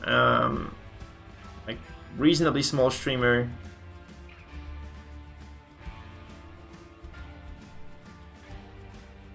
Your streams in English, that's important as well. Because I see like a lot of French streams and such. I think it could be nice to host someone who's like a small streamer and also streams in English. Yeah, this guy's streaming Pitch Black Dungeon, so we could host him actually. Yeah, so he is named... His name is the Black Falcon.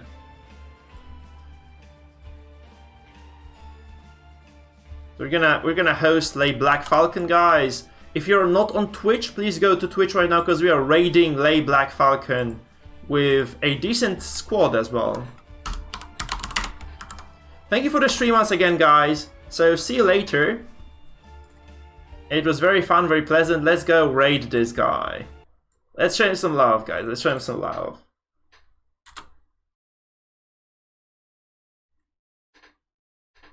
So Lay Black Falcon gets raided, and we shall see how it goes. Thank you for staying around once again, guys. This was a kind of good stream, I guess, but I'm just kind of tired and slightly tilted today. So we are raiding indeed. Let's go for a raid, guys. You have to join the raid. I think you just have to click join above the chat on Twitch to join the raid. I'm not really sure. I haven't really raided too much. It was fun. I guess it was fun in the end, but I wasn't really enjoying myself too much. I was kind of tired today.